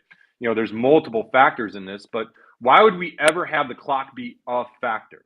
Like, if there's a couple seconds here, a couple seconds there to make sure that the pitchers are okay, I think we should take that. Like, we should never be stepping through, a pitcher's elbow to accomplish an agenda piece within the game. So when you actually think about, where are the most stressful pitches, well, it's when you're out of the stretch. And so if you're talking about when men are on base, we're going to play faster. Why are we not even taking the pitcher's health into account on this when we have both the top surgeons in the game, quoted publicly saying that, hey, MLB needs to take a look at this. And I think you're spot on. I think that's the number one thing that MLB has to take a look at. And I don't think they really take the time to do that kind of stuff, because if they did, they would change that. Now, you talk about health. I talk about fatigue and endurance as well, too. I asked Corbin Burns the same question. Does this change your offseason program? He says, for sure it does. Now, for you, you're a little older now, too, as well. Does this change your program of your offseason? No, because I've always had an endurance, aerobic, running, you name it, into my program. I actually would have loved to, if this was like 7 years ago when I was in tip-top shape, how I would have been able to really handle the clock. But now, I got to find ways to be able to, still get my cardio in and have that type of conditioning, because the clock definitely puts. When you're playing at this pace, there's a endurance factor to this, and I've always enjoyed that. But now there's a much more onus on it. So, Max, what would you say? Max. Oh, go ahead, AJ. No, I'm just going to say, Max, is the 5 minutes really worth it? Is the Right. 5 minutes really worth the possibility of more serious injuries in baseball. I mean, it seems like, listen, we all want quicker games as players and as fans, but is the 5 minutes really worth it for all these other problems? Yeah, when you're in clock, to answer the question, no, it's not worth it. But so many other times with the pitch clock, it's just making the game go. And there's times where, when the game's trying to go, where there's times where you're taking the sign and you're running out of time. You haven't even gotten the whether fastball, slider, or changeup. You're working with your catcher and the clock's running out. With the runner on base, you just step off. Like, was that the part that wasn't dead time? Me trying to get on the same page with the catcher is not dead time. How can the clock be affecting that part of the game, and why should it be affecting that part of the game? So that's where, when you try to legislate baseball and try to put it into a time component, you have a bunch of unintended consequences because of this. And so, in some instances, it creates more time. It slows down pace because now I got to step off. I'll burn one of my pickoffs, whatever. I got to get on the same page with the catcher. But if I would have just had 2 seconds, I would have been able to get the slider and then thrown the pitch, and I wouldn't even have to do that. So that's where baseball does not have a game clock, and so that's why I've always been kind of anti-clock, but pro faster pace. You just got to put the rules in place. That's why I've always advocated that to solve the pace problems has to be from rules, not clock. Max, the problem that I see, and this goes for the game in general, and you even address this with the team, is that everything is just a number in our sport. And we're trying to get away from that because it went too overboard. The commissioner has even said that we went too overboard. Theo Epstein said that and is working with the commissioner on that problem. Yet when this pops up just now, all I see are stats. Oh, we barely get to the end of the clock in these situations anyway, so everyone will be fine. And injuries weren't really up anyway for pitchers according to the numbers. But then you're here telling me, hey, the injuries are more severe, and we don't have a number for that, right? And also, how many times do we get to the end of a pitch clock there where, it really could have made a difference, and it wouldn't have made that much of a difference in the game, but yet we're only looking at a stat saying, oh, no big deal, let's just shave 2 seconds off. How can we solve that problem in the sport? We're still we're saying that we want to speak to people and get case studies done, but it always just comes down to a statistic again. Yeah, that's the frustrating part. That's why you got to get out there and speak. You got to get out there in the public. And, for me, I've let the union go. I don't have time for that with 4 kids now. I don't have time to be sitting on phone calls. But if it's, obviously get here into the offseason and reflect upon the decisions that were made. You're talking for the game of baseball. It's not necessarily my stats or anybody else's stats. You're thinking what's the best product for the game here? And when you think of it from that lens, and you think of it from that scope, what are we doing here? What's driving all this stuff? And take a bigger, wider lens of different issues and realize there's unintended consequences with some of these decisions, and that we need to be thinking about this from a player's side and listen to what the players are saying. And that just doesn't, it seems like that falls on tone deaf ears onto MLB. Yeah, and don't you think the commissioner coming out at the end of the day said, we made a bunch of changes already, we're not going to make any more, and now they come out like this. So, and nobody's even mad or saying anything about it, which is frustrating part about the whole situation. Yeah, it's frustrating. I mean, I would love to talk about adjustments to the clock where we need it. If that was the conversation, I think we could, as much as I'm anti-clock, maybe there are ways to, soften the blow of it and get the good out of it and minimize the bad. Specifically, the in-between batters with runners on base, that 30 seconds, that's really tight. I think the game needs a couple more, when there's a runner on base, runner on first base or first and second, a new hitter comes into the box, you're taking in the whole game. You're identifying all these situations of what's going on that you do need a little bit extra time there. That was one, when you actually talk to, the MLB officials, that was one of the number one violations was the first batter of an inning and first batter with runners on base. That's not how we got sold on the pitch clock. We didn't say, hey, the first batter of the inning, that's the problem here. No, we got told that there's dead time. Well, we've cleaned up that dead time, and there's been there's certain situations where the clock's impacting the game where it doesn't need to impact it.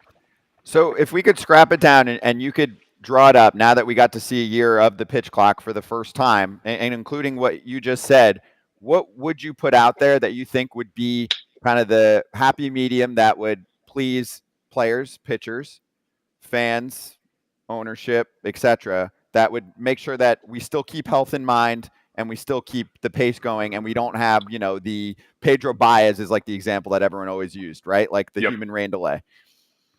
So we got to be in clock world? Well, it's up to you. It doesn't have to be in clock world, but I'll say this. If it's not clock world and we took that off again, you're going to get strong pushback from a lot of people because they did like that the game was crisper. So if not, what's the solution there? Because going off feel, some dudes clearly don't have a feel. Even umps, like some we can totally trust to be able to run the game well, and others I'm not sure. Because I'll always advocate that if you keep the hitter in the box and the pitcher stays on the dirt, the game moves along. If you actually look at my personal stats here, that I actually, 2 years ago, I would actually hit my per pitch pace, whatever. I don't even know how they derive it, but I was actually quicker 2 years ago, without a clock, and then this year with the clock, it actually slowed down a little bit because the hitter can call timeout at will. There was just, for whatever reason, however that got measured. So here we go. We cut pace down, and yet even in clock world, I actually slowed down.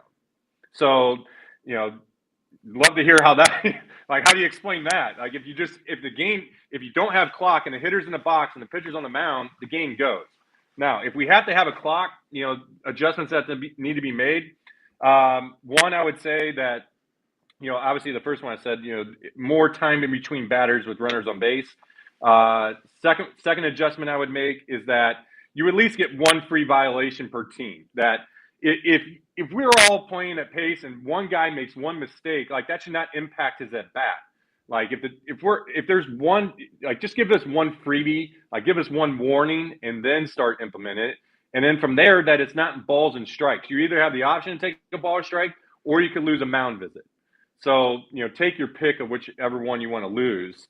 Because at the end of the day, you really actually don't want this impacting balls and strikes. Only in worst case scenario should ever get there. But if you lose a mound visit, like those are critical things that are going to speed up the game, but not to the point. And that will definitely change behavior. You're not going to just be, staying out of the box or going through the clock and lose mound visits. Like those are precious to the game. And then, from there, there's other little things, but let's start there. Wow. Well, listen, Max, those are great ideas. I love them. But my favorite part of this whole year and this whole pitch clock thing was the games are over quicker, so I got to watch you celebrate.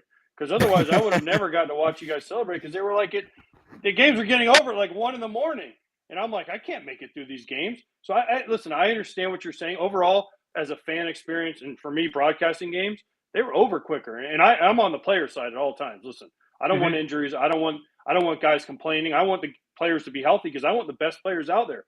Do you think, and you're probably going to say no to this, but because every pitcher that gets hurt when they get older, they're like, oh, the pitch clock affected them. Do you think the pitch clock had anything to do with what you went through this year?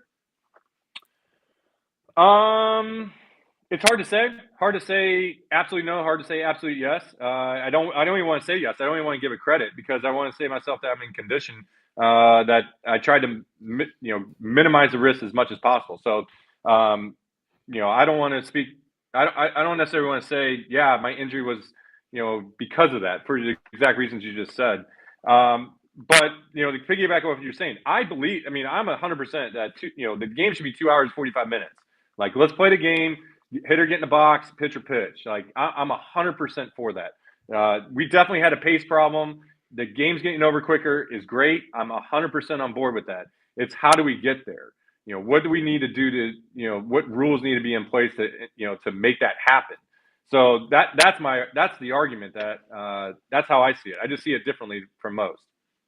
So one more on the pitching plan in general, in terms of how things are going to change with this game going forward. So we have the clock, which we digested just now, and speeding up the game. The league still says we need to figure out this epidemic of pitchers getting hurt and it becoming a problem over and over again. And like you just mentioned, the injuries are more severe. Then you also have, how do we value starting pitching more? Because let me tell you, dude, it's way more fun when you're on the ledger, right? When Jordan Montgomery is on the poster for tonight's starting pitcher. Nobody enjoyed the Diamondbacks having a bullpen game in the World Series. That's not fun for anyone, right? And it's no offense to the bullpen guys. They don't want to be in that role either. So the commissioner mentioned maybe bringing another pitcher off of the roster, which, guys are not necessarily suddenly just going to be like, well, I'm trained to go 7. So how do you think that fits into the mix here too, to try and solve that problem? Yeah, we've kind of gone down this thought experiment of what it would be like if you were to, constrict a pitcher roster size, take it from 13 down to 11. Basically cut out if you hear what MLB is saying, that if you cut 2 arms, then it forces the starter to go longer because there's just not arms to go there. When you think about that, how that would be actually implemented in reality, you would probably still have your closer, you'd have your 8th inning guy, and then you would only have 4 bullpen arms behind that. And then all of a sudden, those guys would just become options. You'd just be in the washing machine with those 4 guys. As soon as they pitch, option them out, get the next guy in, keep fresh arms in. So you would actually destroy the relievers.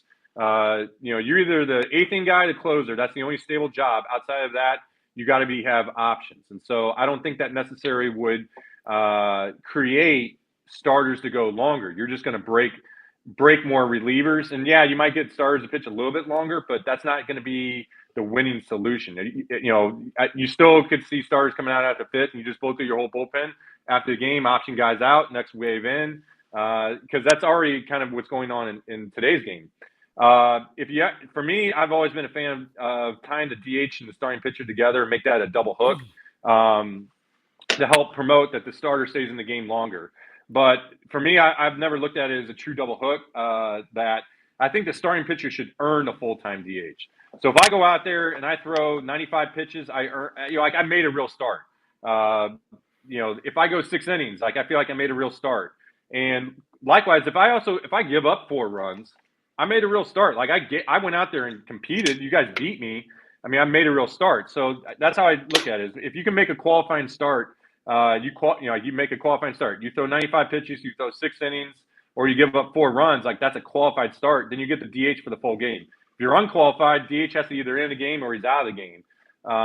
So I feel like that would be if you actually think about more of an incentive, that there should be more of an incentive, give the carrot to the starting pitcher to continue to go on. I feel like that would be a better way to address the starting pitching issue rather than, hey, just take 2 relievers away and that should fix it. Max, you obviously went to the Rangers this year, and Chris Young, and he was a starting pitcher, so he values starting pitchers. And then if you look at the way the playoffs played out, because you guys had so many starting pitchers, Heaney and Martin Perez and Dane Dunning that were all in the bullpen, you guys were able to bridge gaps that a lot of teams weren't able to do. When will we see more teams go back to that of, hey, we need this many starting pitchers that can give us 7 innings, and how do we get more teams to develop starting pitchers? The only way to do that is win. It's a copycat league, so if more team, I'm not saying it has to be the Rangers. Wherever team wins, everybody's going to try to copycat that. So if there's more teams winning with starting pitchers, you're going to see more teams have starting pitchers. If teams win with more bullpens, guess what? You're going to see more bullpens. So we've kind of seen that over the past, call it, decade of different teams. There's no one way to do it. You think of bullpens, I always think the Kansas City Royals with Wade Davis and Holland and Herrera. They were just loaded with arms, and that how dominant they were, and they showed you they could win with that. And so, that's the only way that you'll ever see anything really change in the game is if, starting pitchers are the winning way. So from pitching to the Oakland A's, I want to talk about how these guys are basically going to be homeless out here for 3 years. They're not going to have anything with them. They're going to be playing in Las Vegas somewhere, I assume, or they don't even know Sacramento, San Francisco, just wherever. Yeah, I just want to talk about that. What have you guys talked about there, and what's that whole situation going to be like for these guys? Yeah, the situation just stinks for everybody involved. For me, I feel for everybody, especially the fans of Oakland. When everybody asks me, what's the craziest atmosphere you ever pitched in? Don't get me wrong, some World Series games, obviously Game 7s, and those are pretty special. But I always say those playoff games in Oakland are the craziest atmospheres I ever pitched in. Those fans were absolutely amazing. I still can get goosebumps thinking about pitching in that environment. So I know how good the fans can be there. The stadium's a mess. I get it. It's never been resolved. it just seems like it's a lose situation everywhere around for players, fans, owners. Nothing seems to be working, and so it just seems like I don't have the solution to this. I don't know what the answer is. I stay up through the media of what's going on with the Oakland situation. Just never seems like there's a good answer for this. Max, what would you do if you were a player on the Oakland A's and they said, "Oh, by the way, your next 3 years you're going to play possibly in San Francisco, Sacramento, Las Vegas, Mexico City, Calgary, Vancouver, Tokyo. Like you have no home base." I mean, it just doesn't seem fair. And how does the Players Association have no say in this?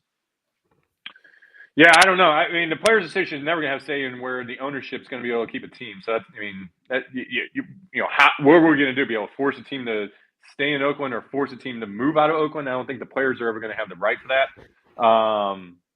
or even have a say on that. So, I get it. Know your winning argument, but. Like I said, I don't know what to think. I don't even have the right solution. You really have to get into those meetings, really understand what's going on. But it just seems like a messy situation, and it's a lose-lose situation for everybody involved. Yeah, it's tough, dude. All right, so lastly, let's finish with how you're feeling so far this offseason. Like, will it be a regular offseason for you? Are you back? Like, did you feel like you had to rush yourself to get back for the postseason? Some of the fans that are watching right now are like, "Thanks for giving us outs, dude. We did not expect you to even be back." I remember when the injury first popped up, the reports were like, "Oh, he's probably done." Yeah. When I first got diagnosed with that Terry strain, that's a 4 to 6 week injury. That's basically what I was told. And when I did it, did it in the middle of September. So I basically knew my regular season was done. We have to get deep into the playoffs to even have a shot. But for one day I was like, really ticked off that my season was over, especially the regular season, that I wasn't going to be able to help, get the playoff push. But then the next day I realized, like, no, this team's good. I'm not going to quit on this team. I'm not going to quit on my season. That if you gave me a shot that maybe be back in the middle of October, you know what? I'll make sure it's 4 weeks. I'll do everything on my end to give myself a shot to be back in any capacity, whatever it is. Just find a way to get back out there, and did the rehab and found a way to keep it at 4 weeks. And be able to get back out there at the right time. And sure enough, the team got hot there in October and allowed me to be able to get back out there. So that's why you never quit. You never know with baseball. You can never count anybody out, count any in. You always got to play it out, and you always got to be ready for any scenario. And for me, I was ready for that postseason. Then that started a month earlier. Yeah, and also, the team that you're on clearly is aggressive. So I don't think they're going to be sitting around in the offseason, too. You're going to show up in spring training with a few new faces, too, and be like, all right, let's go. Another one. This is a championship contender again for you in 2025. Is there any doubt that the Rangers are going to be playing for big boys? Hey, you might be teammates with Shohei Ohtani in March. Yeah, that'd be a good thing to have. Yeah, I mean, but I've seen it all. I've been on great teams that haven't won.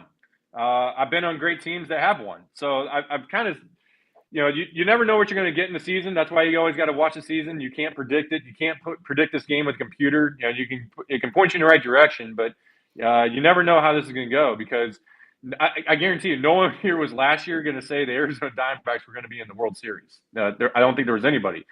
Look what they did. Amazing season that they had. Even the Texas Rangers. I don't think anybody would have said the Texas Rangers were going to be in the World Series, and yet here they were.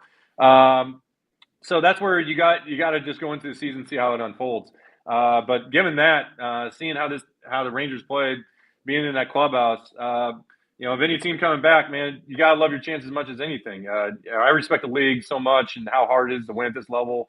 There's no guarantees in this game or anything like that, but you got to love the shot that we have and the team that we can do it with. So I'm giving you your time right now. So I need your pitch. And I know there's one thing that you can talk about the Ohtani, basically saying, hey, no state tax over here. You're going to save a lot more money. So if you want to give your pitch out right now, you can go right now, big dog. Yeah, that money's great, but winning's better. So yes, hey, we won. You want to come win? That's better than money, I promise. All right, I'm sure he's watching, but we can't go. We can't say too much because No, you can. no, He's no, a free no. agent. Listen, Otani said if something leaks out on the team here, then I'm Yeah, not but going. publicly he can I talk know, about it. There, busting I chops. know, Yeah, right? I have no knowledge. I have not talked to anybody within the Rangers organization about signing Otani. But if you ask my opinion, the answer is yes. Love it. He's been keeping it real tight, but we'll see. Hopefully, we'll find something out. I think the Rangers are going to be involved. So, Max, you just kick back and watch. We'll report on it. And thanks for catching up with us, dude. Enjoy the offseason. Congrats again on the ring. All right, appreciate it. Thanks for having me on, fellas. Thanks, Max. Good stuff, dude. Max Scherzer Yep. joining us on FT Live. That was awesome. Solid. Yeah, the Otani sweepstakes is. Oh, AJ, you weren't with us on Friday. Dude, how about he he covered won? it a lot? Dude, he won an MVP and didn't talk. Dude, He just you missed a waved great and was show. Thank you. And Yeah. petted the dog, dude. Like, what are we doing in baseball? We can't. He's got to No, say but then- something, right? Yeah, but AJ, then you know how? So whenever you win MVP, this has gone on for many years. There's a conference call with the media right after that. Okay, did you see his conference call? I did not. Oh, that's because it was canceled due to. Hold on, you have to watch me here, and I'm putting quotation marks on this for the podcast crowd listening. Technical difficulties, so he couldn't join the media to chat. And guess what? Technical difficulties last forever because they couldn't reschedule it for the next day or the next day or the next day. So it was definitely a tech issue, But right? nobody Because nobody I seems asked to Ken care. Rosenthal, I was like, Ken, if the tech issues got figured out and he spoke to the media about his MVP the next day, would you make time out of your busy schedule to speak to him? And he was like, yes, Scott, I would make time out of my busy schedule. But Here's he's a not fair talking. question. Here's a fair question. If when Mike Trout won his MVP Mhm. and he did the same thing, would it be talked about more or would Yeah. it not be? It would be talked about with anyone. There's no excuse to I- not speak to the media for a few minutes. But I'm sorry. I don't feel like this has been blown up as big as people are saying. Because most people look at it and go, oh well, he had a tech issue. Okay, It's well. not true.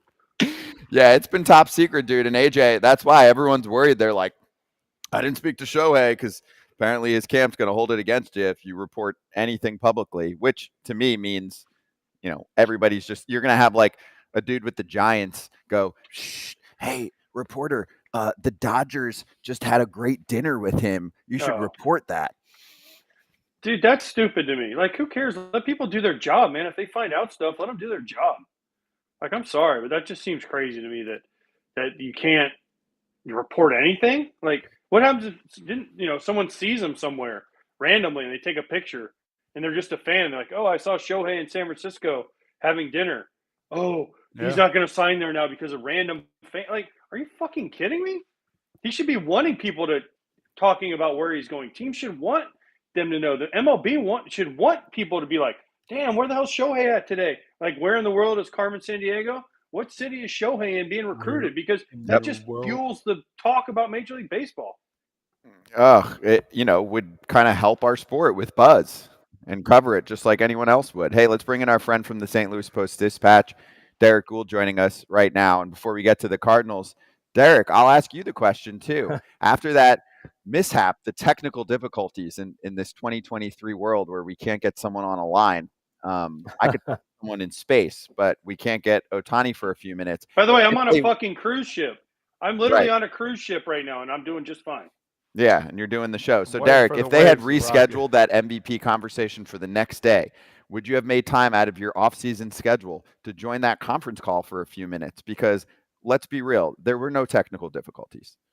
Yeah, I think dozens and dozens of reporters would have. They would have wanted to hear from Otani about winning the award. Sure, there would have been questions about that, but also just on the eve of going into free agency. So yeah, everybody would have made time for that conversation. You bet. Yeah, exactly. That's what I expected. All right. So let's start with the Lance Lynn signing for the St. Louis Cardinals. Because for the record, we reached out to you before the signing, and we were like, got to have Derrick on today. Perfect timing. What do you think of the beginning of free agency for the Cardinals so far? Yeah, well, they wanted to get certainty in innings. That was one thing that they wanted to start with, was somebody who they know could start and bring some balance to their rotation before they then go out to look for additional starters. And Lance certainly does that, and he adds the added element of returning here. It's kind of been the theme of the day, to be honest. They're starting Thanksgiving week by bringing a whole bunch of people back for reunions because Daniel Descalso is going to be the bench coach here. So members of that 11 team, I probably should text a whole bunch of them to see. AJ, are you coming back? Are you on your way back to the Cardinals? Just so I can just ask here you live. just stole both of my questions. So Derek, I had 2 questions. Well, I was in St. Louis, 10 days ago, or whatever it was. Yeah. And people were like, what is he there for? It was not for anything good. Other than Yeah. it was a celebration of life for Tim McCarver, which was, obviously an awesome. But my 2 questions were, why Lance, and how happy is, Lance to be coming back? And then 2, why the fuck they hired Daniel Descalso as bench coach? I'm sitting here texting with him right now. He's like, bench coach. And I'm like, wait, what? You're the bench coach? Bet the under right now on the Cardinals for next year. Wow. Oh, man. I don't know. Bringing back infielders to be bench coaches kind of worked out for them pretty well, right? The previous guy who had played for the Cardinals, well, I guess Joe McEwen played for the Cardinals too, but the previous guy from that era who played infield, who came back to the Cardinals, was the National League Manager of the Year. So it's kind of worked out for the folks like that. I think for Lance, it's a chance to be close to home. He's got a place in Southern Illinois that he lives. So this is a chance to be close to home, familiar. For the Cardinals, they want to add some kind of grit. And I know AJ and I have kind of talked about this before because he was described as the rusty nail, a no-nonsense starter who's going to give you innings. That's kind of what they wanted. And they wanted to start there and build from there. And Lance certainly brings that. He's a guy who, it seemed like a quick match, a quick move that they can make. It gives the Cardinals a start on their offseason, to answer your Scott's question earlier, but not a finish. This is the beginning of what they need to kind of reform that rotation and rebuild it. And they do so by getting innings. And that's a pretty good bedrock to start. It's a place where they've lacked in recent years, is just getting those innings. So you're saying that the Cardinals love only infielders as their bench coach, because No. I saw where John Jay interviewed for the Cubs job, bench coach, and he didn't get it. And so now we have a friendly rivalry because John Jay and Daniel Descalso are literally best friends. So now we have a budding rivalry of bench coach, so now I can give Jay shit for not getting it and Daniel got it ahead of him. So you're saying that the Cardinals are anti-outfielders as bench coach, only infielders can do it. I don't believe I said that at all. No. I think I'm being a little bit misquoted here to say somebody who told me once that they're being misquoted. No, I don't think so. It's just that it's the way the kind of positions have gone. You're right about that. John and Daniel are really close friends. They just got back from a vacation together a little bit, or at least a trip together. They keep in touch. They talk about what it would be like to be on the same staff. What I think is really interesting about Descalso coming back, and it does mirror a little bit about with Skip Schumacher coming back, is he went elsewhere. The Cardinals have had, and this, AJ, they like their continuity and they like that consistency, and that continuity can sometimes just breed sameness. They can be in a silo. This is how the Cardinals do things. They hire within this silo. They promote within this silo.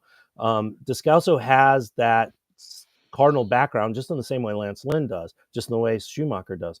But they've also been elsewhere. Descalso recently worked with the Diamondbacks, has been a part of that front office, and got to spend some time with them, see how they do things. I think there's a real benefit to bringing folks from the outside, especially for the Cardinals at this point in time, where they know that they've fallen behind in some really key categories and need to catch up. Pitching is a part of that, and that's kind of what's next. Is what are they going to do with their pitching development? What's on the horizon?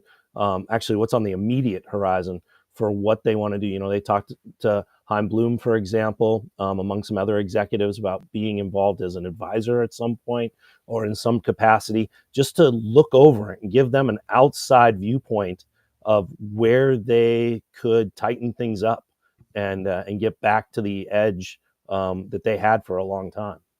And that's my next question is, what is next? You got Lance Lynn. What's next for this team? Are they going to look for another bat, or are they going to look for another, a nice free agent pitcher again? I mean, they can do it. So it's a matter of what they want to do next. Where do you see them pulling from which angle here? Pitching, and specific. That's the line that Mosaic has said often. So that's one pitcher down. They were telling agents and media there at the GM meetings that they wanted to add 2.5 pitchers. What they meant by that is 2 certainties, 2 guys who can give volume innings, can be a part of the rotation.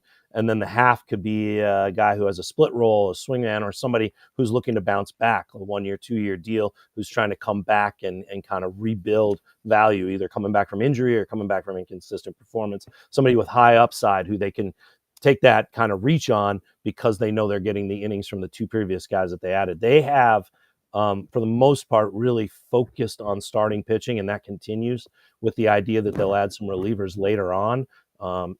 They got a pretty long list of relievers that they'll at least explore.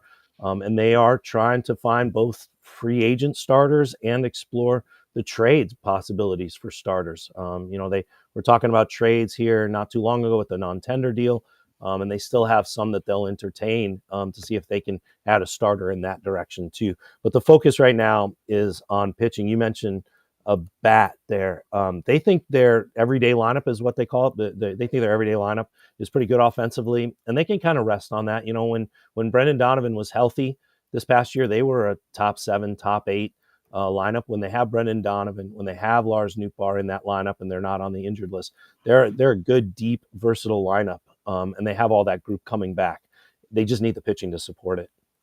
Now, do you think Matthew Liberatore is a top 5 guy for them? You see him coming on strong. I played with him with Team USA. He was phenomenal with us.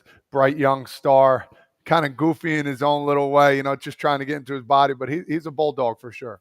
Yeah, you know what? They learned a lot about him, and it was somewhat interesting. Well, it was a lot interesting because, so they have Zach Thompson and Matthew Liberatore, right? 2 lefty pitching prospects, 2 guys who are coming up. Zach Thompson earns a spot in the bullpen in spring training, and they're like, okay, well, we'll see how this relief goes.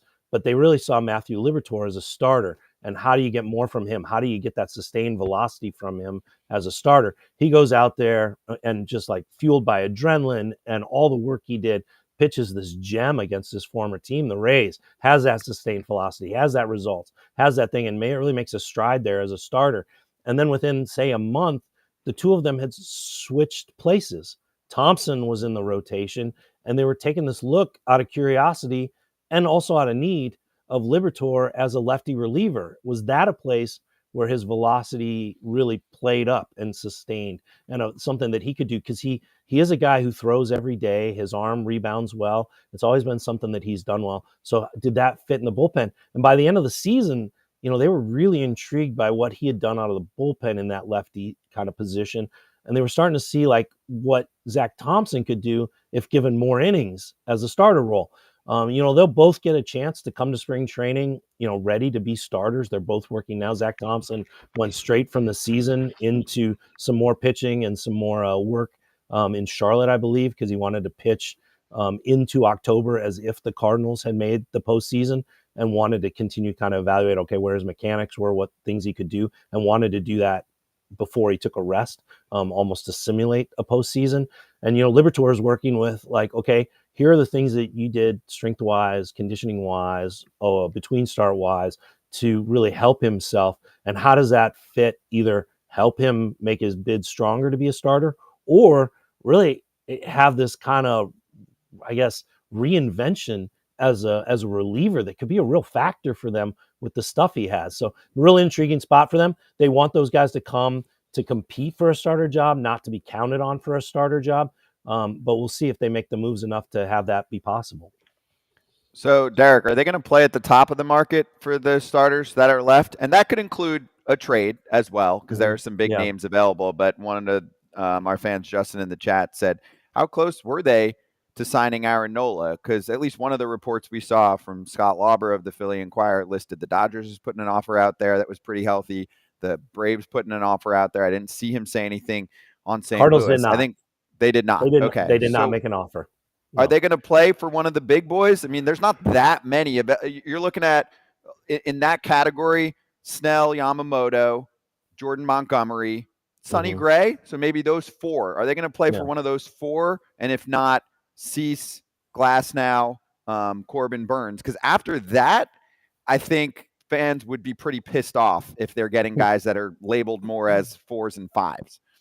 Yeah, and the fans would have every right to be, right. Like, this is a team that said that they wanted to rebuild and rebuild fast and reclaim their spot in the division as a contender. And the quickest, most expedient way to do that is through pitching.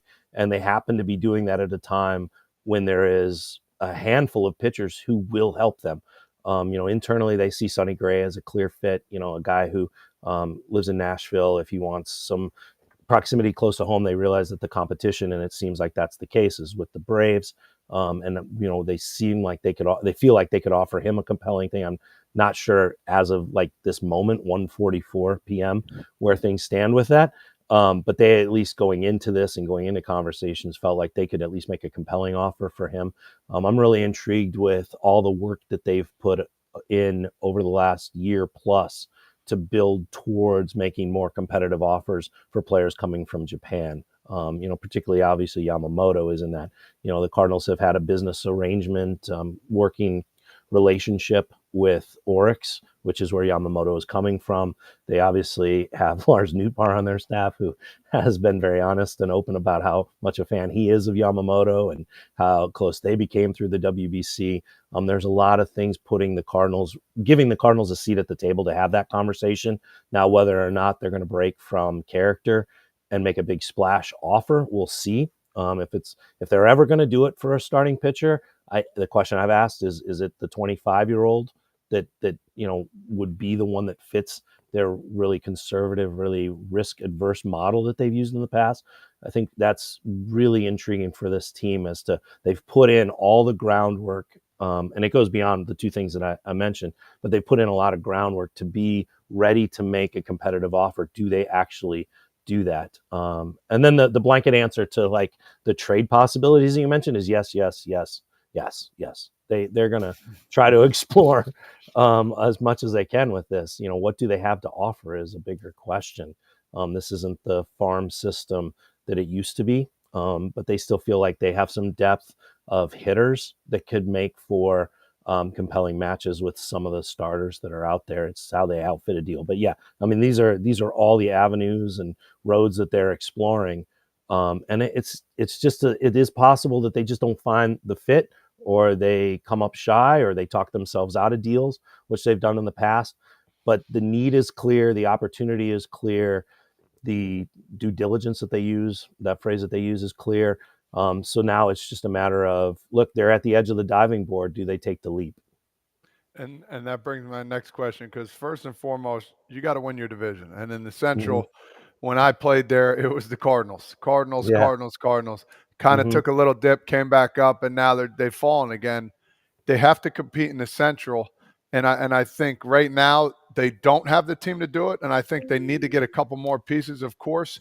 But do you think that's like the main goal? I know everybody wants to win a World Series, but for them, they win that division, that's a plus. Because the Central, there's some battles going on in the Central. I remember playing there, from the Cubs to the Brewers to the Reds, and Pirates. I guess they're coming up, but still, I think that has to be their first and foremost their goal.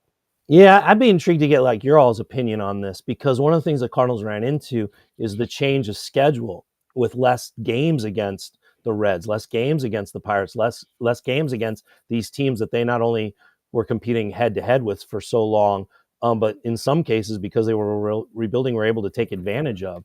So yeah, the Cardinals still have kind of their model geared towards, and their conversation geared towards. And the front office talks about its goal is geared towards winning the division. But I wonder, and I'd love like to hear you guys' thoughts on this, is do they need to dial that up a little bit? Because, the balanced schedule is changing that. And, what is to stop the Cardinals from saying, you know what, it's not just about winning the division anymore. It's about finishing in the top two spots. It's about thinking about being a National League Titan, not a flyover country Titan.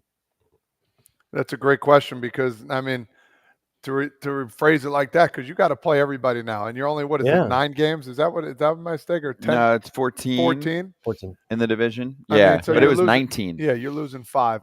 But 5 per team. I So understand. It's 20 games. I don't think it's that big of a deal. I think 14 still is a good amount.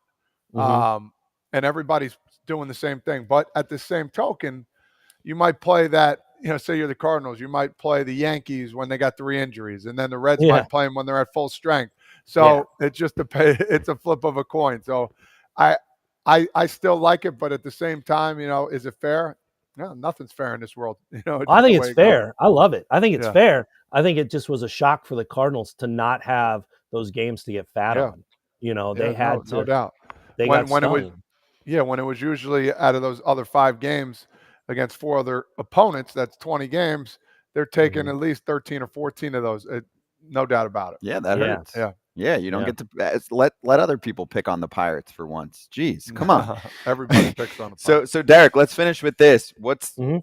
the pulse in St. Louis right now from fans? Because obviously they've had a lot of success for a while. And we see this with the Yankee fans too. Now the Cardinals have won more recently a World Series than the Yankees, but you expect greatness every year. So when you have a year like this where they really weren't even in the conversation for the playoffs for a while, obviously Yeah. all hell breaks loose. So are they pinning a lot of their anger towards ownership and spending, front office and decisions, manager and decisions on field, players and just not having the pitching? Like, where do you see a lot of the blame going and the outcries right now? I mean, it's all of it. I mean, if you want to, you can find fans who they might list all of those in their complaints. And they might not offer an order, or you can ask 7 different fans and you'd get 7 different orders of those things.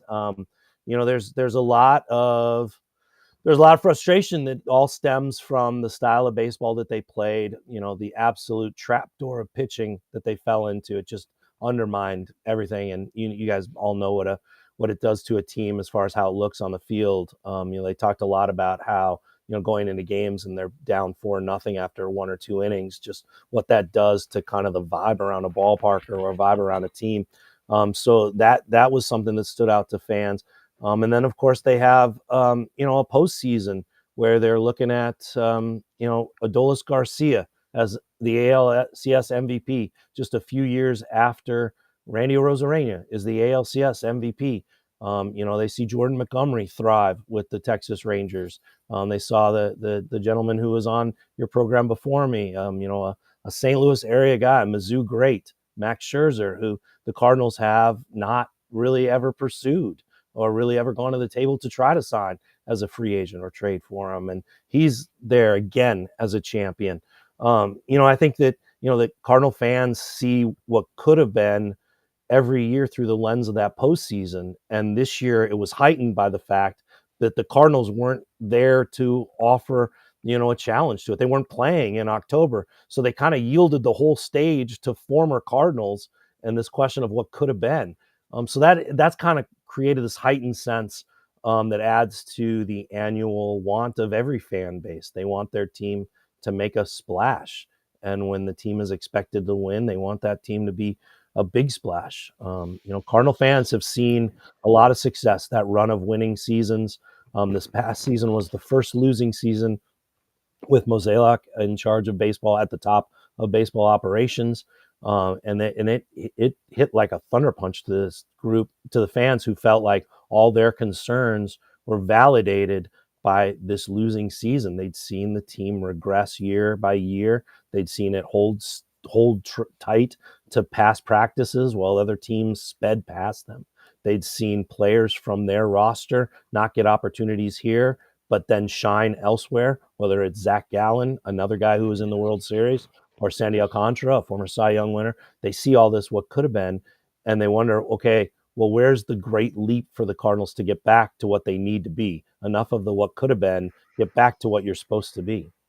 Yeah, it's a good call. I mean, the fans support this team so hardcore every single year. We all know they're making plenty of money to be able to handle a big free agent signing. So hopefully we'll have you on and we talk about Yamamoto or something like that. So Derek, have a great holiday. Yeah, Thanks. exactly. I hope so, man. I hope someone like that ends up there. I think it'd be really cool. Have a great holiday, dude. Thanks for joining us today, and we'll talk to you soon. Sounds good. I got some former Cardinals to check in on apparently to see if they're returning for Thanksgiving. So thanks, guys. Yes, please do. He's on it. Thanks, Derek. Thank you. Cheers, man. All right, let's slap. We got a lot to do.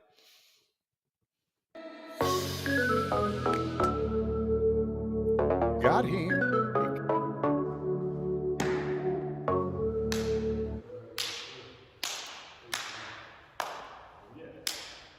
All right, so first off, we got a little retirement shout out. Yeah. Zach, I saw ZACK and I was like, oh, Greinke. And it was Britton.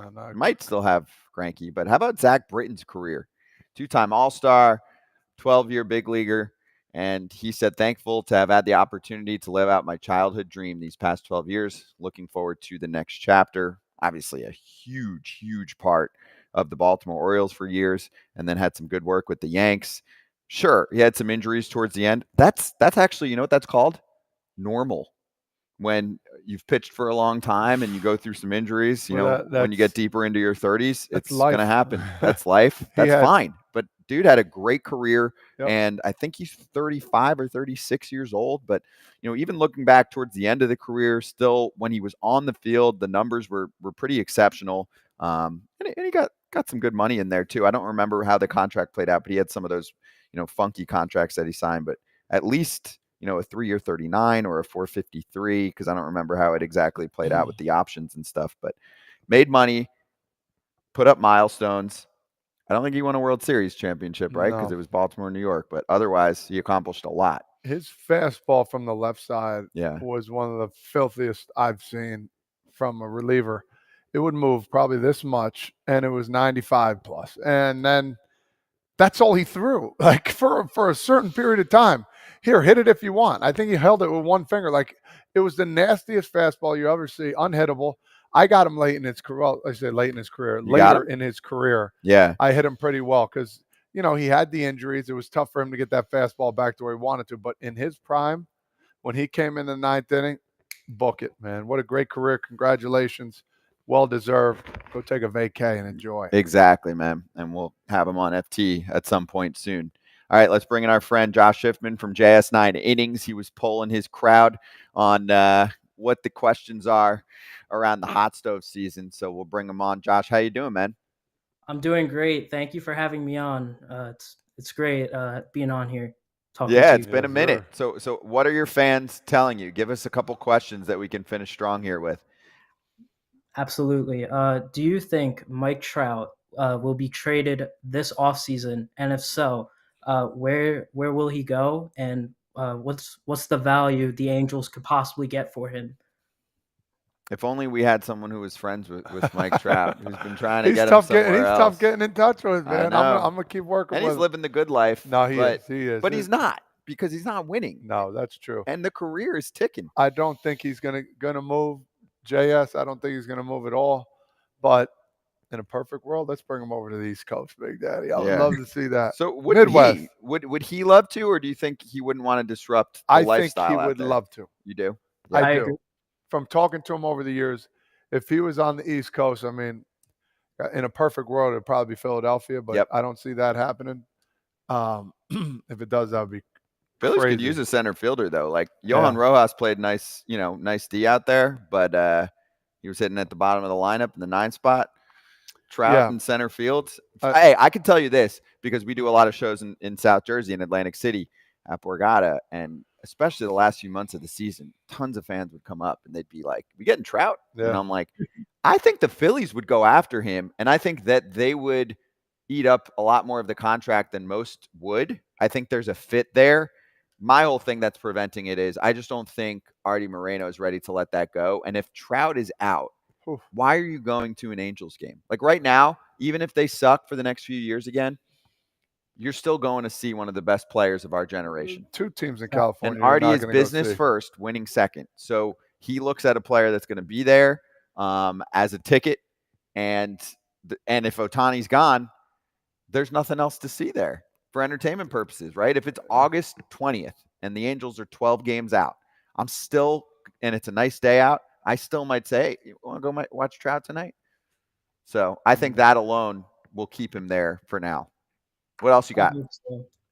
Which player will be the best signing this offseason, not including Shohei Ohtani?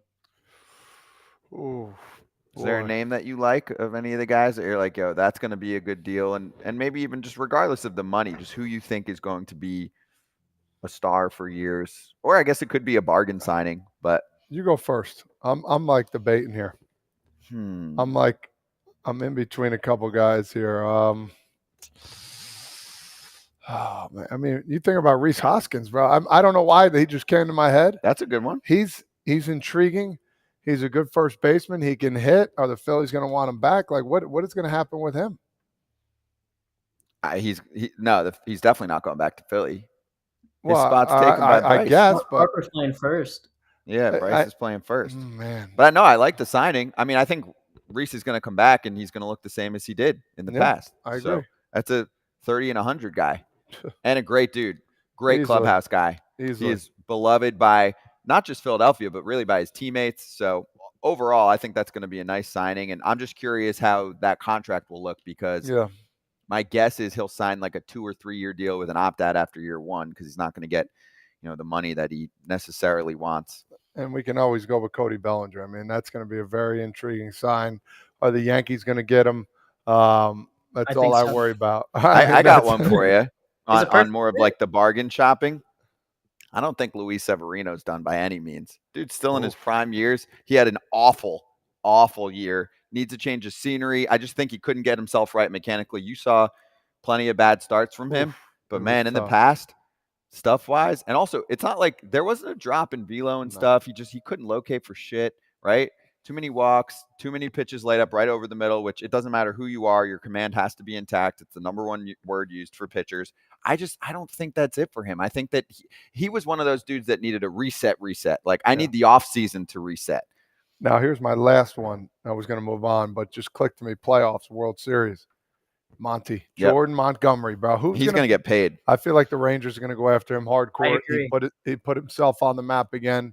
He's a Haas. Well-deserved whatever he gets. Yeah, I think he's – I have him pegged for about a little under the Nola deal, so 6 years in the 155 mil range, which going into the season, the comps were under 100. Jordan. Yeah, exactly. He deserved a well-deserved payday. He deserves it. But he kind of doubled his value. Heading into the season, 100%. I think, I was reading a couple articles the other day about where he was at a year ago, and people thought maybe like 60, 70, $80 million deal. Now it's basically double that, 140, 150, 160. So he's going to do well for himself. Josh, good to see you, dude. Facial hair's looking strong. We'll send a little screenshot to Pierzynski so he can give you a rating system on it. But have a great holiday and good catching up. And thanks to your fans for contributing all the great questions. I appreciate it, guys. Thank you so much for having me on. Always a pleasure. Have a great Thanksgiving to both of you guys. Thank you. Thank you, Josh. Appreciate you. And let's finish with telling the world that Ken Rosenthal's Fair Territory is up and ready to go, which includes a breakdown of the Aaron Nola signing. It's all there for you. YouTube podcast is up there. It's been up for a few hours on Apple or Spotify. Dork of the week. That's right. He calculates Shohei Ohtani's free agent value. He wrote about it and gives you further context on that front. Brandon Woodruff's offseason and what that'll look like for him. Some Thanksgiving and Black Friday deals that have gone down, and also plenty of questions asked his way at the end of the show. So again, Ken Rosenthal, Fair Territory. It's up there for you. Corbin Carroll, who won Rookie of the Year in the National League and made it to the World Series in his first full season in the Bigs, is going to join us on tomorrow's show. Todd, Father, and myself will at least be here for that. Also, we are going to Las Vegas for our show in about a week. We will be in LV. We'll give you more details on that coming up over the next few days. And Brock Holt's going to be with us for Tuesday's show. So big names only, please, and small names, and no names. But thanks to Max Scherzer, too, for joining us earlier. Derrick Goold, the whole deal. And lastly, yes, we'll be on Wednesday as well, heading into the Thanksgiving break. No Friday, no Thursday. See you Tuesday on FT Live. Bye.